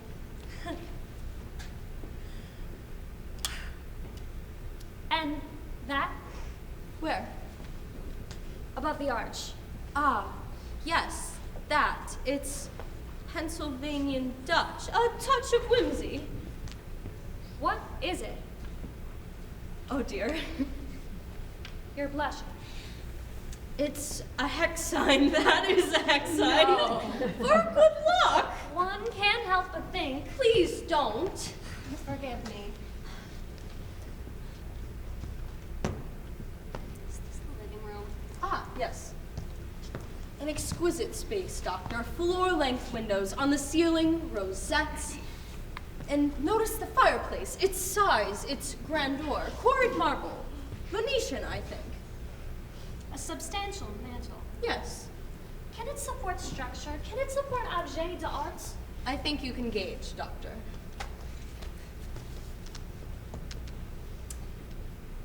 The house is still furnished. Oh, not for long. It looks inhabited. Things happened so quickly. The house was placed on the market so soon. This room reminds me, Miss Haviland, of an exhibit in a museum. The stillness, its past hangs heavy in the air, unspoken. There was, of course, a will. Provisions were naturally made, but in the absence of any beneficiaries, the furniture will be sold at auction. Aha. The proceeds will benefit the Children's Legal Defense Fund.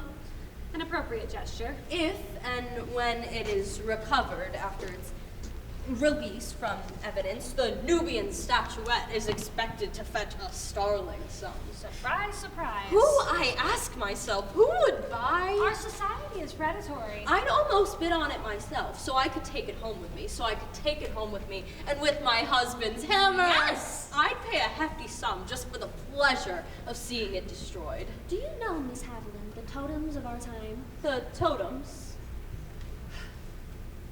A stock pot in Milwaukee, in Brentwood, in Errant Love. And among them, Yes. in Wildwood Park, Exactly. a Nubian statuette. You'll notice how the living room segues into the dining room. Dignified, isn't it? Vintage. You can comfortably seat up to 24. Those sconces are from a tavern in the Hudson River Valley, and you'd never guess, they're on a dimmer. The kitchen can't be far behind. Don't charge ahead. An exquisite space, Doctor, with every modern convenience. An electric oven, an industrial range, a microwave, and for old world effect, a wood-burning stove. You'll notice the cabinets are all cherry wood with Mexican tile. There's an island, cherry too, but with a granite countertop, pull-out shelves below, and a,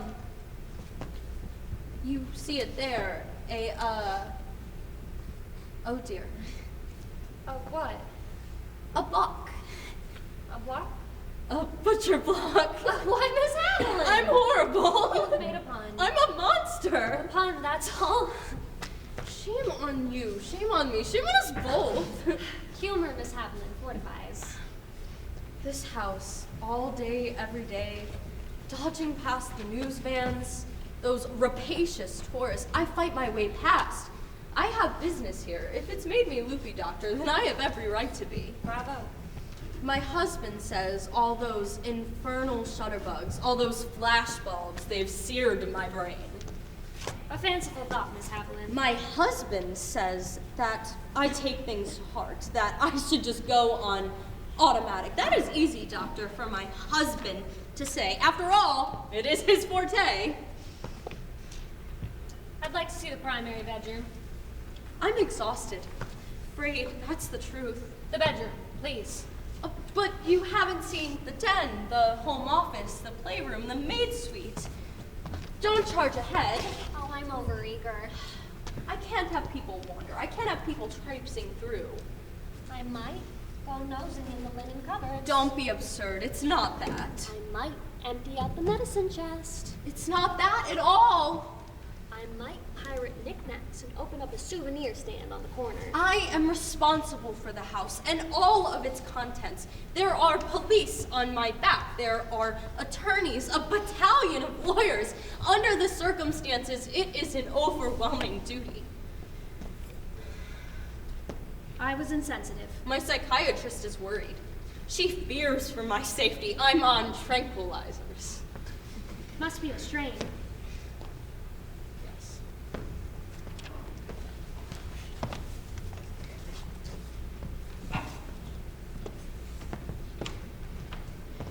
You'll notice all the bedrooms have ceiling fans, which saves a fortune on cooling costs in the summer. A walk-in closet, which I dare say is larger than my living room. Poignant, isn't it? What? There, by the bed. Empty shoes. This is where it all began, yes? I beg your pardon? The doors, they were left ajar. They were pried open. I'd rather not. You know, A lock, scuffs, gouges. I am here to show the house. I'm not a detective. I'm not a talk show host. There, along the wainscot. The paint has been retouched. Along the molding. The carpets have all been shampooed. Traces exist. No, where? Splotches. There's nothing to notice. There, ribbing the baseboards. I don't see a thing. Where are the electrical outlets? What? It's a fair question. It's a taunt. It's a jibe. For lamps, clock radios, maybe. A laptop, perhaps. These sorts of things require voltage. All sorts of things require voltage, Dr. Simeon. All sorts! A heating pad, an electric blanket, perhaps. These sorts of things require voltage. You know, it's just... Don't be facetious, Doctor.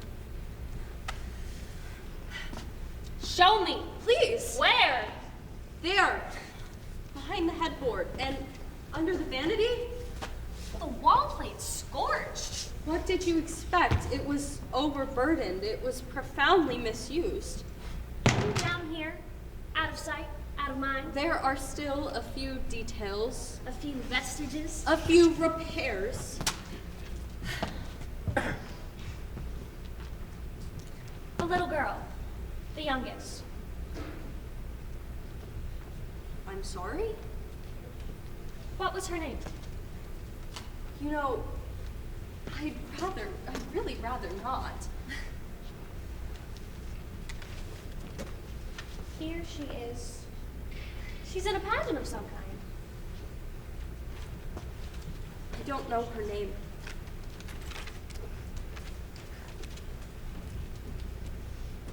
Dr. Simeon, you know, if you have inquiries about the house, its architecture, its design, its upkeep, Look at her. She's dressed as a rat and she's singing. Heather. Her name was Heather. The police posit that sometime after 3 o'clock, she, the little girl, heard a noise in the bedroom. If only she had hidden under the bed, they said. If only she had walked out the back door, they said. If only her little legs. Heather, I told you her name was Heather. Take me to the nursery. Do you have children, Dr. Simeon? More questions, Miss Haviland? It's just, if you don't have children, if you don't have young children, then the nursery is irrelevant. Surely you are not offered this home on a room-by-room basis. Don't insult me, Doctor. I am interested in the entire structure, not a portion thereof. It's just, you've hardly inspected the house. The dining room, the living room, the kitchen.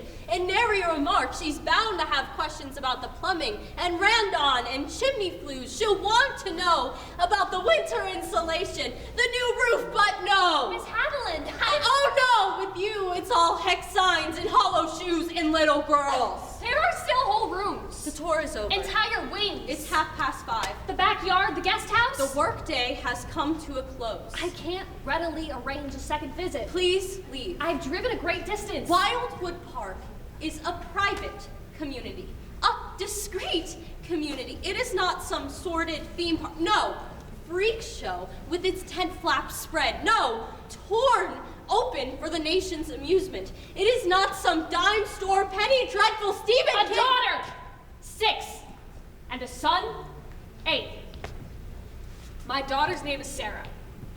She has hazel eyes and a widow's peak, and at what may at first look like an extra appendage, but which, upon closer investigation, reveals itself to be a small, odorous stuffed bear, a veteran of her nights with the flu, the washing machine, and even a long, torturous night spent in the grocery store. He has one eye, and he leaves an unmistakable trail of fleece everywhere he goes. His name, should you require it for the record, is Mr. P. My son is Joshua. Because he was slow to walk, he was misdiagnosed with cerebral palsy. Now, he is graceful and long of limb. He's obsessed with choo-choo trains. The court, at the recommendation of my wife's psychologist, has granted custody solely to me.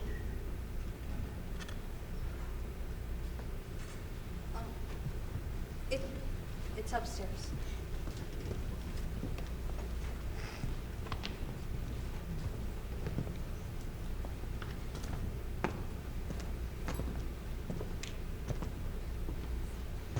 The wallpaper is pale green, candy striped, suitable for a boy or a girl.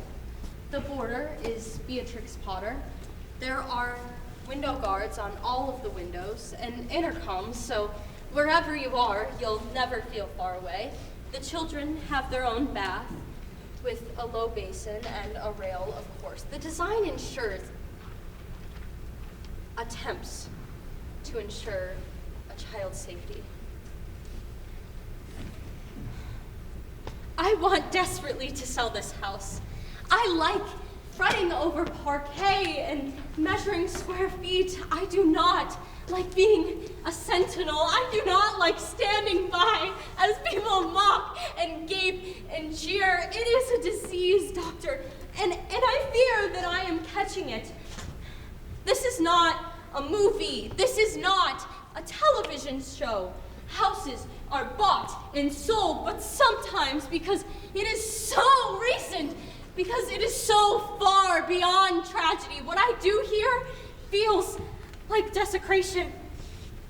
Walking in their tracks, sifting through their things. Oh God, forgive me. Did you know the victims, Miss Haviland? No. Not even a passing acquaintance? No. Then, permit me to suggest that this unfortunate event plays far more power over you than perhaps it should.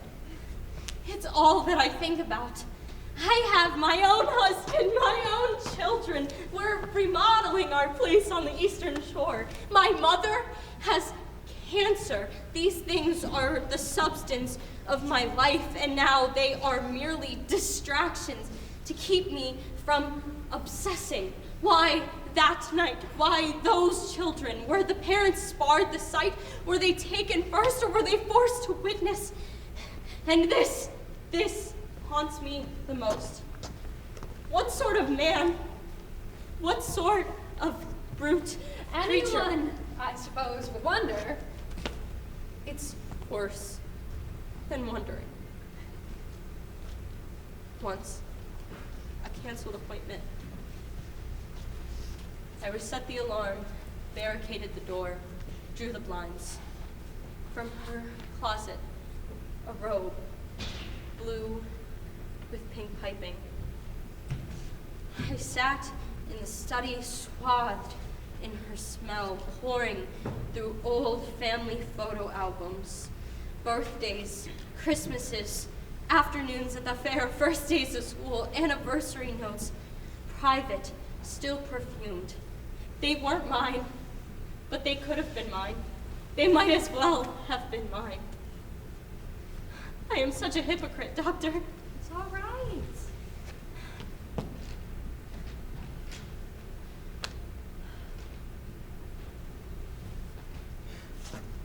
You are. Go ahead, say it. A very bad little monkey. I want my own life back. I want my own concerns. An antidote, Doctor. That's the word. A new family here. That would be nice. I would like for you, Yes. you and your children, a fresh start. You have your own home, Miss Haviland, your own retreat. Yes. Will Will you show me to the porch? My pleasure, Doctor.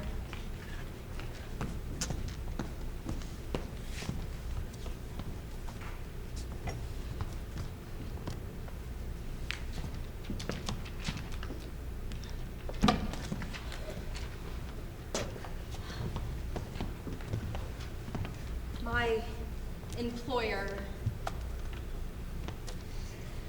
The row, the snapshots. If they knew. Not a word. I'm sorry, my display. Don't mention it. Here's my card. If you have any question, don't hesitate. I won't. I've shown you quite an afternoon, haven't I? Quite. You, a stranger. I did have one question, though. Yes? Amusing, a curiosity. Nothing pragmatic, nothing nuts and bolts. Please. Just one thing concerns me. Oh? No arrest. No conviction? Sadly enough. No substantive leads. Every day we pray. Well, there does exist the possibility of, well, you know, the perpetrator. He may return. I see my paranoia has spread. No, your prescience. It's been documented that many a criminal, despite the immense risk, will return themselves to the scene of a crime. I can't imagine. Despite the deadbolts, the electric fence, even the squad car at the end of the curb. But why? All in pursuit of the covert thrill that comes with getting away with a wrongful act. Is that true? Is that what they say? You know, it wouldn't surprise me to hear that you yourself had ushered the culprit through these halls yourself. It's a good thing that I'm so thorough, Doctor, so vigilant. He feigns interest in the house. Every question he has already put. She is from somewhere far away. She's a lawyer. No. A banker. No. A doctor. Yes.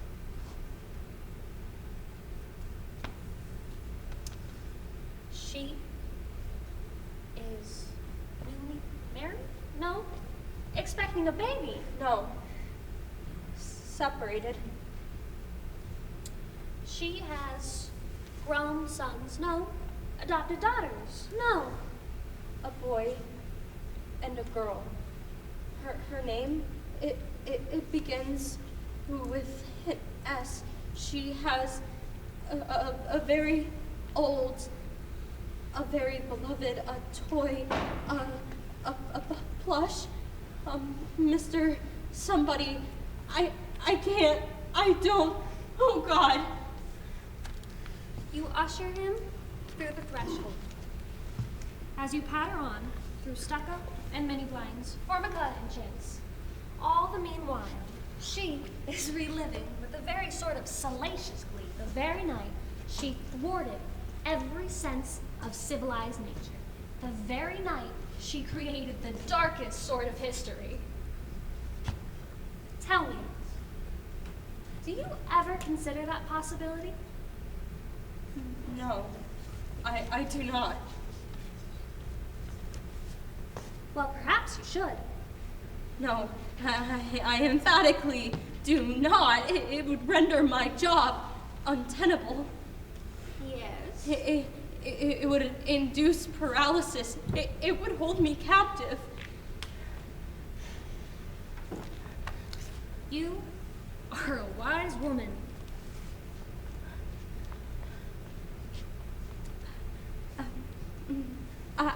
I hope that you will consider this house, and I hope that you are in the market, and I hope that you will buy.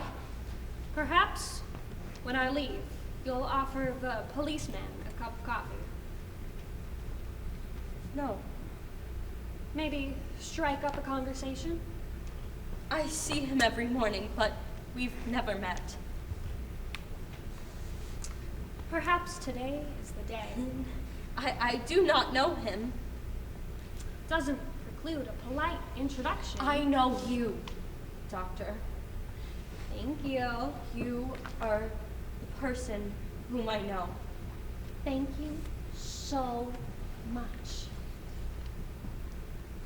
It's been a lovely evening. The house is beautiful. You're interested then? Yes. Dr. Simeon? Miss Haviland? You are interested.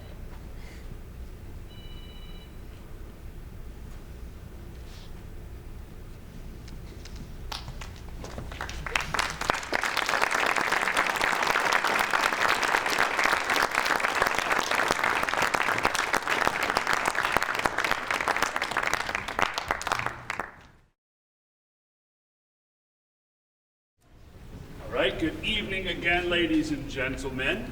So, yeah, the director for this show is at senior night for the swim team, and so I'll be introducing this show. It's called The Double Wedding, and it is a story about somebody maybe having some second thoughts.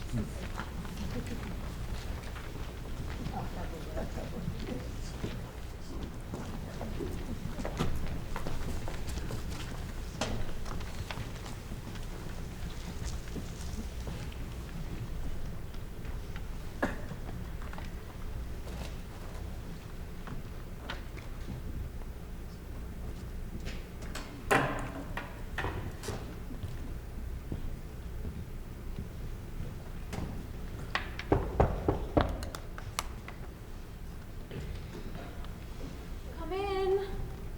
Deborah? Oh, look at you. You look beautiful. Are you excited? Okay. The hall is set. You should see what that woman did with the flowers. She did a marvelous job.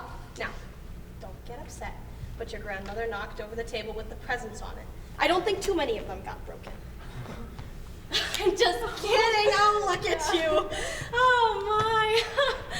Oh, just a little joke to break the tension. Not that you should be tense. Phil is wonderful. Oh, look at me. Telling you not to be tense when I'm going on and on. Like a leaky faucet, or an open faucet, or an open fire hydrant. How are you, dear? I'm fine, Mom. I feel good. Get me out of here! Phil is an idiot. I hate him. I'm dying here. Can't you see that? If you were any kind of a mother, you'd save me. Oh, good. Phil is wonderful. His parents are really nice. Aren't they great? Oh, please. I don't think they're spies, Ben, unless they've been drinking. Phil's father insists on a cocktail before dinner. Just one, he chuckles. 4 martinis later, this drunk at the table is telling bad jokes and blowing cigar smoke in my face. Phil's father is very funny. Yeah. And Kate, Phil's mother, she's nice too. She would take an ice pick to my head if she thought she could get away with it. To her, I'm this tramp from the city who stole her son away from their perfect little suburban world. Never mind, he was already living here. Kate's really welcomed me into the family. Oh, that's so wonderful. It's so great when everyone gets along. You know, your father's mother was a little too cool to me at first. It's been so great. It was so wonderful to have such an amazing family like ours growing up, and then to find another one now. Are you catching the subtext here? Oh, you look beautiful in that dress. Thank you. It means so much to me that it was yours. It really adds something special to the ceremony for me. The connection to you. Are you kidding? This thing makes me look like a cow. How did I let you talk me into wearing this instead of that slinky bear wing that I loved? What the hell was I thinking? A huge bow on my butt?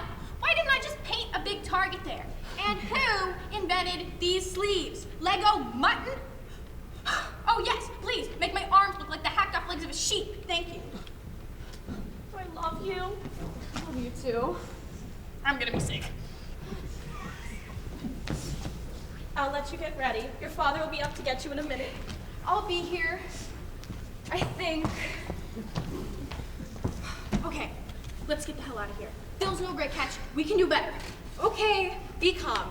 Wedding day jitters. That's all this is. Jitters? No. Jitters would be butterflies in my stomach. These are kangaroos. Stop it, Deborah. No, Phil's not perfect, but neither are we. 2 years of therapy, and we still haven't gotten over not getting Barbie's dream house when we were 6. Phil's good for me. Everyone says so. Of course. No one's gonna come out and tell you, dump the loser. All of our friends are just as simpering and self-absorbed as we are. I'm not simpering. The point is that Phil... No. He's considerate and sweet. He's good looking. He makes me laugh. He always goes and sees romance movies with me, but never makes me watch those stupid action movies with him. That's your criteria for a good marriage? Movie compatibility? Well, no, of course not. What? I can't think of anything else right now. Doesn't that tell you something? Hey, Angel. Oh, hi, Dad. How are we doing? I'm fine. Dad, you'll get me out of this. Don't let the smile fool you. I'm making a big mistake. Offer me a way out. Come on, say it. Are you sure this is what you want, Deborah? Because all we want is for you to be happy. Are you happy, Deborah? Say it! Look, Deborah, I probably don't have to say this, and we think the world of Phil, but, well, if you're having any doubts, there's still time to back out. Your mother and I love you, and all we want is for you to be happy. Yes! Are you happy, Deborah? Yes! Yes! No, I didn't mean it like that. Oh, thank God, because we spent enough on this thing to bankroll a small country. Yeah, that's hilarious, Dad. Real funny. Kevin, you forgot your hat. Oh, yeah, thanks, sorry. Are you ready? People are filling the seats, and the DJ is ready to fire up the wedding march. That's it, I'm getting out of here.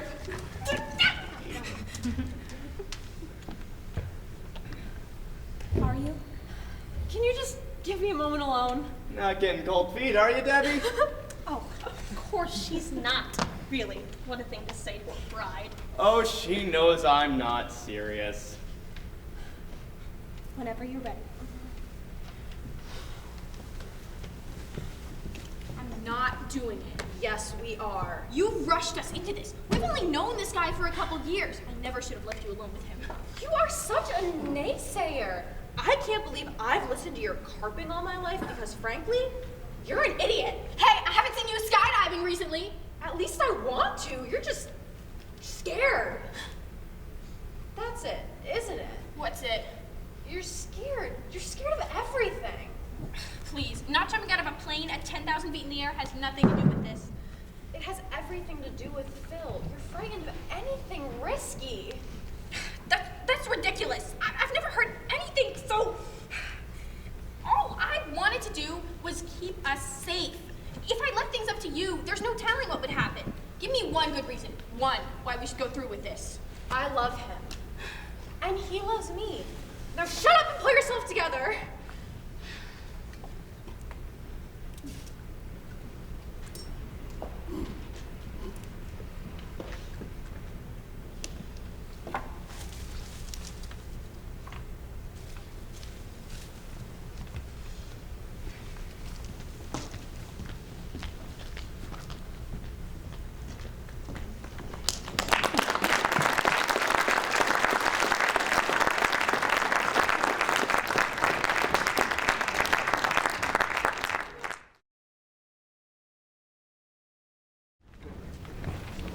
Ladies and gentlemen, our next piece, originally made famous by the great Abbott and Costello, is a classic comedy piece entitled, Who's on First?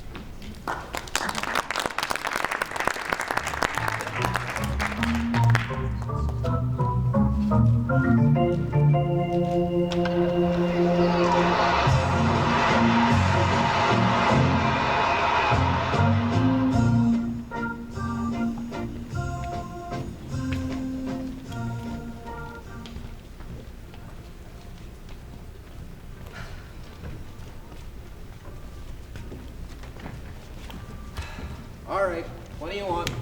Now look, I'm the head of the sports department. I gotta know the baseball players' names. Do you know the guys' names? Certainly. Well, you go ahead and tell me some of their names then. All right, I'll introduce you to the boys. Gotta warn you, though, they give ball players some peculiar names these days. You mean funny names? Nicknames, pet names, like Dizzy Dean, his brother Daffy, Daffy Dean, and their cousin. Who's that? Goofy. Goofy. Huh. All right, we got here on the bags. We got who's on first, what's on second, I don't know's on third. Well, that's what I'm trying to find out. I said who's on first, what's on second, I don't know's on third. You know the fella's names? Certainly. Well then, who's on first? Yes. I mean the fella's name. Who? The guy on first. Who? The first baseman. Who? The guy playing first. Who is on first? Now what are you asking me for? I'm telling you who is on first. And I'm asking you who's on first. That's the man's name. That's whose name? Yes. You got a contract with the first baseman? Yes. Who signs the contract? Well, natural. Every month, when you pay off the first baseman, who gets the money? Every dollar. Why not? The man's entitled to it. Who is? Yes. Sometimes his wife comes down and collects it. Whose wife? Yes. All I'm trying to find out is what's the guy's name on first base? No. Don't switch him around. What's on second? I'm not asking you who's on second. Who's on first? I don't know. He's on third. We're not talking about him now, are we? Now, how did I get on third base? You mentioned his name. If I mentioned the third baseman's name, who did I say is playing third? No. Who's playing first? I'm not asking you who's on first. Never mind first. I want to know what's the guy's name on third base. What's on second? I'm not asking you who's on second. Who's on first? I don't know. He's on third.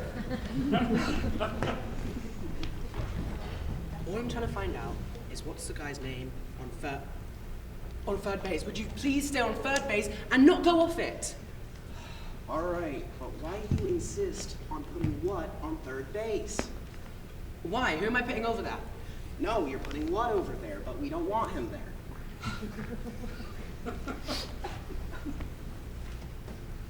Why? Who am I putting over that? You're not putting who over there, you're putting what over there. If you were putting who over there, that would also be a problem because he's on first. Who's on first? Yes? What's on second? Yes. I don't know. Third base. You got an outfield?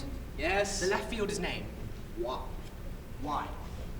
I don't know, I just wanted to ask. Well, I just thought I'd tell you. Well, go ahead and tell me then. Why?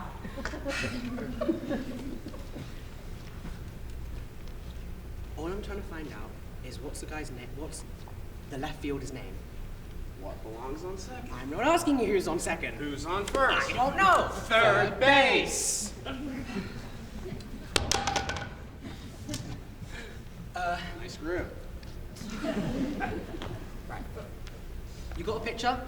Now, wouldn't this be a fine team without a pitcher? The pitcher's name. Tomorrow. You don't want to tell me today. I'm telling you now. Well then, go ahead. Tomorrow. What time? What time what? What time tomorrow are you going to tell me who's pitching? Now listen, who is not pitching? I'll break your arm if you say who's on first. I want to know what's the pitcher's name. What's on second? I'm not asking you who's on second. Who's on first? I don't know. Third base. You got a catcher? Yes. The catcher's name. Today. Today and tomorrow's pitching. Yes. So all we've got is a couple of days on this team. Well, I can't help that. Well, I'm a catcher too. I know that. Now suppose I'm catching, tomorrow's pitching, and their heavy hitter gets up. Yes. Tomorrow throws the ball, the batter bunts the ball. When he bunts the ball, me being a good catcher, I want to throw the guy out of first base, so I pick up the ball and I throw it to who? Now that is the first thing you have said right. I don't even know what I'm talking about! Well, that's all you have got to do. Is throw the ball to first base. Yes. Now who's caught it? Naturally. Who caught it? Naturally. Who? Naturally. Naturally? Yes. So I pick up the ball and I throw it to naturally. No. You throw the ball to first base and who gets it? Naturally. That's it. There we go. So I pick up the ball and I throw it to Naturally. You don't. I throw it to who? Naturally. That's what I'm saying! You're not saying it that way. I pick up the ball and I throw it to who? Naturally. Same as you! I pick up the ball and I throw it to who? Naturally. Ask me. You throw it to who? Naturally. That's it.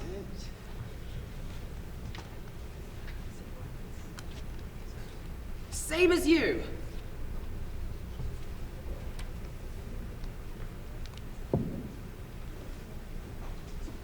Again, who's on first? Tomorrow's pitching. You throw the ball to who? I pick up the ball and I throw it to who? Yes, naturally. That's what I'm saying. Well, then say that. Now, so who has it? Naturally. Who has it? Naturally. He better have it. I pick up the ball, I throw it to first base. Whoever it is grabs the ball, runs to second, and throws it to Walt. Walt throws it to I don't know, throws it back to Tomorrow. Triple play. Yes. Then now another guy gets up. It's a long fly ball to because why? I don't know. He's on third and I don't give a darn. Sorry, what was that? I said I don't give a darn. Oh, that's our shortstop.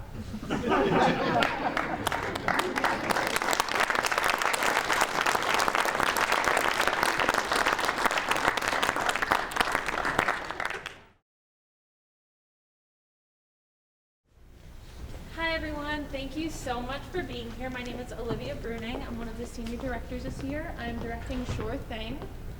It is a little meet cute moment, and there is a bell that dings. I'm letting you know every time that bell dings, they're restarting in order to get the very perfect introduction, first impression of everything. Again, thank you so much for being here. I really appreciate it.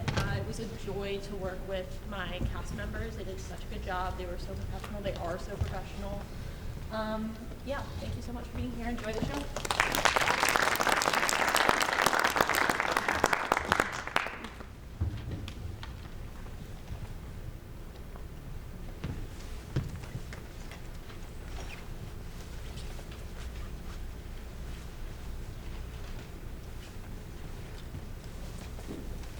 Excuse me.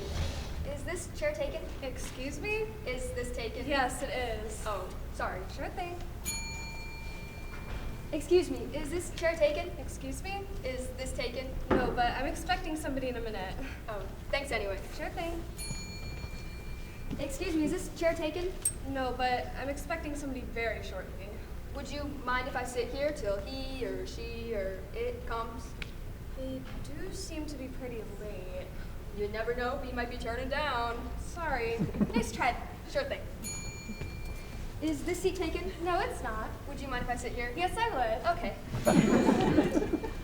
Is this seat taken? No, it's not. Would you mind if I sit here? No, go ahead. Thanks. Every place else seems to be taken. Mm-hmm. Great place. Mm-hmm. What's the book? I just wanted to read it in peace and quiet, if you don't mind. No, sure thing. Every place else seems to be taken. Mm-hmm. Great place for reading. Yes, I like it. What's the book? The Sound and the Fury. Oh, Hemingway. What's the book? The Sound and the Fury. Oh, Faulkner. Have you read it? Not actually. I've sure read about it, though. It's supposed to be great. It is great. I hear it's great. Waiter, what's the book? The Sound and the Fury. Oh, Faulkner. Have you read it? I read it in college. Where was college? Oral Roberts University. Where was college? I was lying. I never actually went to college. I just like to party. Where was college? Harvard. Do you like Faulkner? I love Faulkner. I spent a whole winter reading him once. I've only just started. I was so excited after 10 pages, I went out and bought everything else he wrote. I mean, all that incredible psychological understanding, it was one of the greatest reading experiences of my life. Just page after page of gorgeous prose and his profound grasp on the mystery of time and human existence, the smells of the earth. What do you think? I think it's pretty boring. What's the book? The Sound and the Fury. Oh, Faulkner. Do you like Faulkner? I love Faulkner. I've only just started. I was so excited after 10 pages, I went out and bought everything else he wrote. I mean, the way he grasps the mystery of time and human existence, and the prose is so gorgeous. I can't believe I've waited this long to read him. You never know, you might not have liked him before. That's true. You gotta hit these things at the right moment or else it's no good. That's happened to me. It's all in the timing. My name's Bill, by the way. I'm Betty. Hi. Hi. Yeah, I thought reading Faulkner was a great experience. Yeah. Sound and the Fury. Well, onwards and upwards, I guess. Waiter. It's all in the timing. My name's Bill, by the way. I'm Betty. Hi. Hi. Do you come in here a lot? Actually, I'm just in town for 2 days from Pakistan. Oh, Pakistan. Do you come in here a lot? Every once in a while. Do you? Not so much as I used to. Not as much anymore.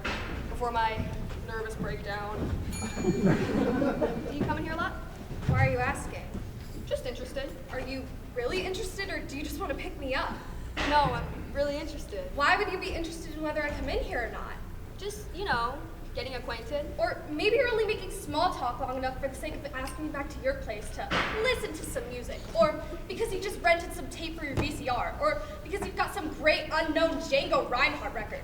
Only all you really want to do is get in my pants! Which you won't do very well. Then you'll go into the bathroom, pee very loudly, pad into the kitchen, get yourself a beer from the refrigerator without asking me whether I'd like anything or not.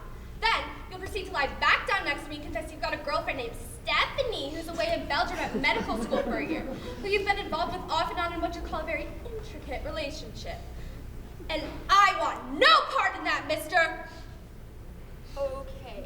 Do you come in here a lot? Every other day, I think. Really? I come in here quite a lot and I've never seen you before. We must be on different schedules. Misconnections. Yes, different time zones. It's amazing how you can live right next door to someone in this town and never even know it. I know. City life. It's crazy. You know what? We probably pass each other every day. Maybe right in front of this place. Yeah. Well, these waiters here sure seem to be in a different time zone. Can't seem to locate one anywhere. Waiter! So, what do you... I beg your pardon? Nothing, sorry. You know, we must be on different schedules. Misconnections. Yes, different time zones. It's amazing how you can live right next door to someone in the city and never even know it. I know. City life. It's crazy. You weren't waiting for someone when I came in, were you? Actually, I was. Oh, boyfriend? Sort of. What's a sort of boyfriend? My husband. You weren't waiting for someone when I came in, were you? Actually, I was. Oh, boyfriend? Sort of. What's a sort of boyfriend? We were meeting at pickup! Oh. What's a sort of boyfriend? My lover. Here she comes right now! You weren't waiting for someone when I came in, were you? No, just reading. Sort of a sad occupation for a Friday night, isn't it? Reading here all by yourself. Do you think so? Well, sure. I mean, what's a good-looking woman like you doing out alone on a Friday night? Trying to get away from lines like that. Listen, you weren't waiting for someone when I came in, were you? No, just reading. Sort of a sad occupation for a Friday night, isn't it? Reading here all by yourself. I guess, in a way. I mean, what's a good-looking woman like you doing out alone on a Friday night? No offense, but... It's actually my first time out alone on a Friday night in a very long time. Oh. You see, I just ended a relationship. Oh. Of rather long standing. I'm sorry. Well, since reading alone is such a sad occupation for a Friday night, would you like to go elsewhere? No. Do something else? No, thanks. I was headed to the movies in a while anyway. I don't think so. Big chance to let Faulkner catch his breath, you know. Those long sentences get him pretty tired. Thanks anyways. Yeah. Oh, but thanks for the invitation. Sure thing. You weren't waiting for someone when I came in, were you? No, just reading. Sort of a sad occupation for a Friday night, isn't it? I was trying to think of it as existentially romantic, you know. Cappuccino, great literature, rainy night. That only works in Paris. We could hop the late plane, get on a Concorde, find a cafe. I'm a little short on plane fare tonight. Damn it, so am I. But you know, after I was finished reading this section, I was headed to the movies. Would you like to come along, seeing as you can't locate a waiter?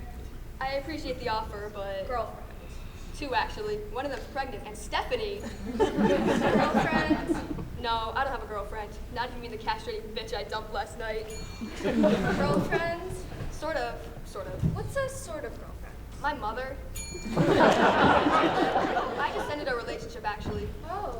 Of rather long standing. I'm sorry to hear that. This is my first time out alone in a while. I'm a little at sea, to tell you the truth. So you didn't stop to talk to me because you're a Moonie or you've got some weird political affiliation? No. Straight down the ticket Republican. Straight down the ticket Democrat. Can I tell you something about politics? I like to think of myself as a citizen of the universe. I'm unaffiliated. That's a relief, so am I. I vote my beliefs. Exactly. Labels aren't important. Labels are not important, that's right. I mean, take me, for example. So what if I got a 2-point at, 3-point at, 4-point at college? Or if I did come from Pittsburgh, Westchester County, Cleveland. Sure. I believe a man is what he is. A person is what he is. A person is what they are. I think so too. So what if I admire Trotsky? So what if I once got a full body liposuction? So what if I don't have a penis? So what if I once spent an entire year in the Peace Corps? I was acting on my own convictions. Absolutely. You can't just hang a sign on a person. Exactly. I'll bet you're a Scorpio.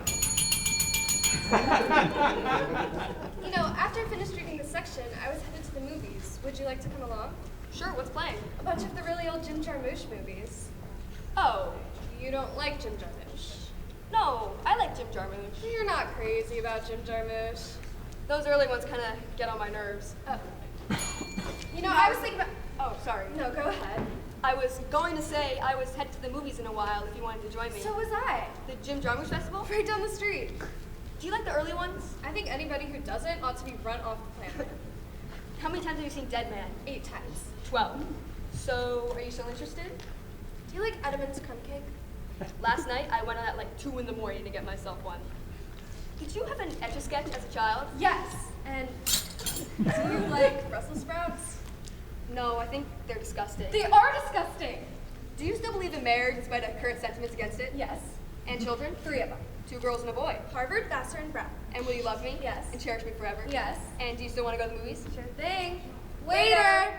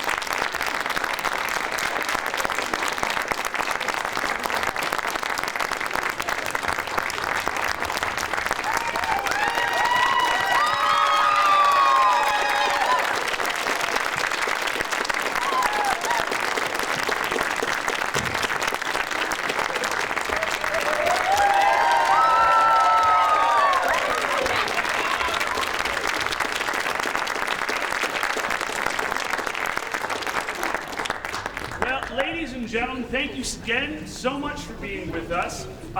We have had a hectic day. The week was relaxed. The day became very hectic, let me tell you. But it's a very great pleasure to come together to put these shows on for you. For the one acts, we don't charge any sort of admission, but there is a very old theatrical tradition of passing a hat. So, if you've got $5, that would be great. The most important thing is that you came to see the show, but if you have $5, we will take it. All right. Thank you very much, and you can come meet your guests.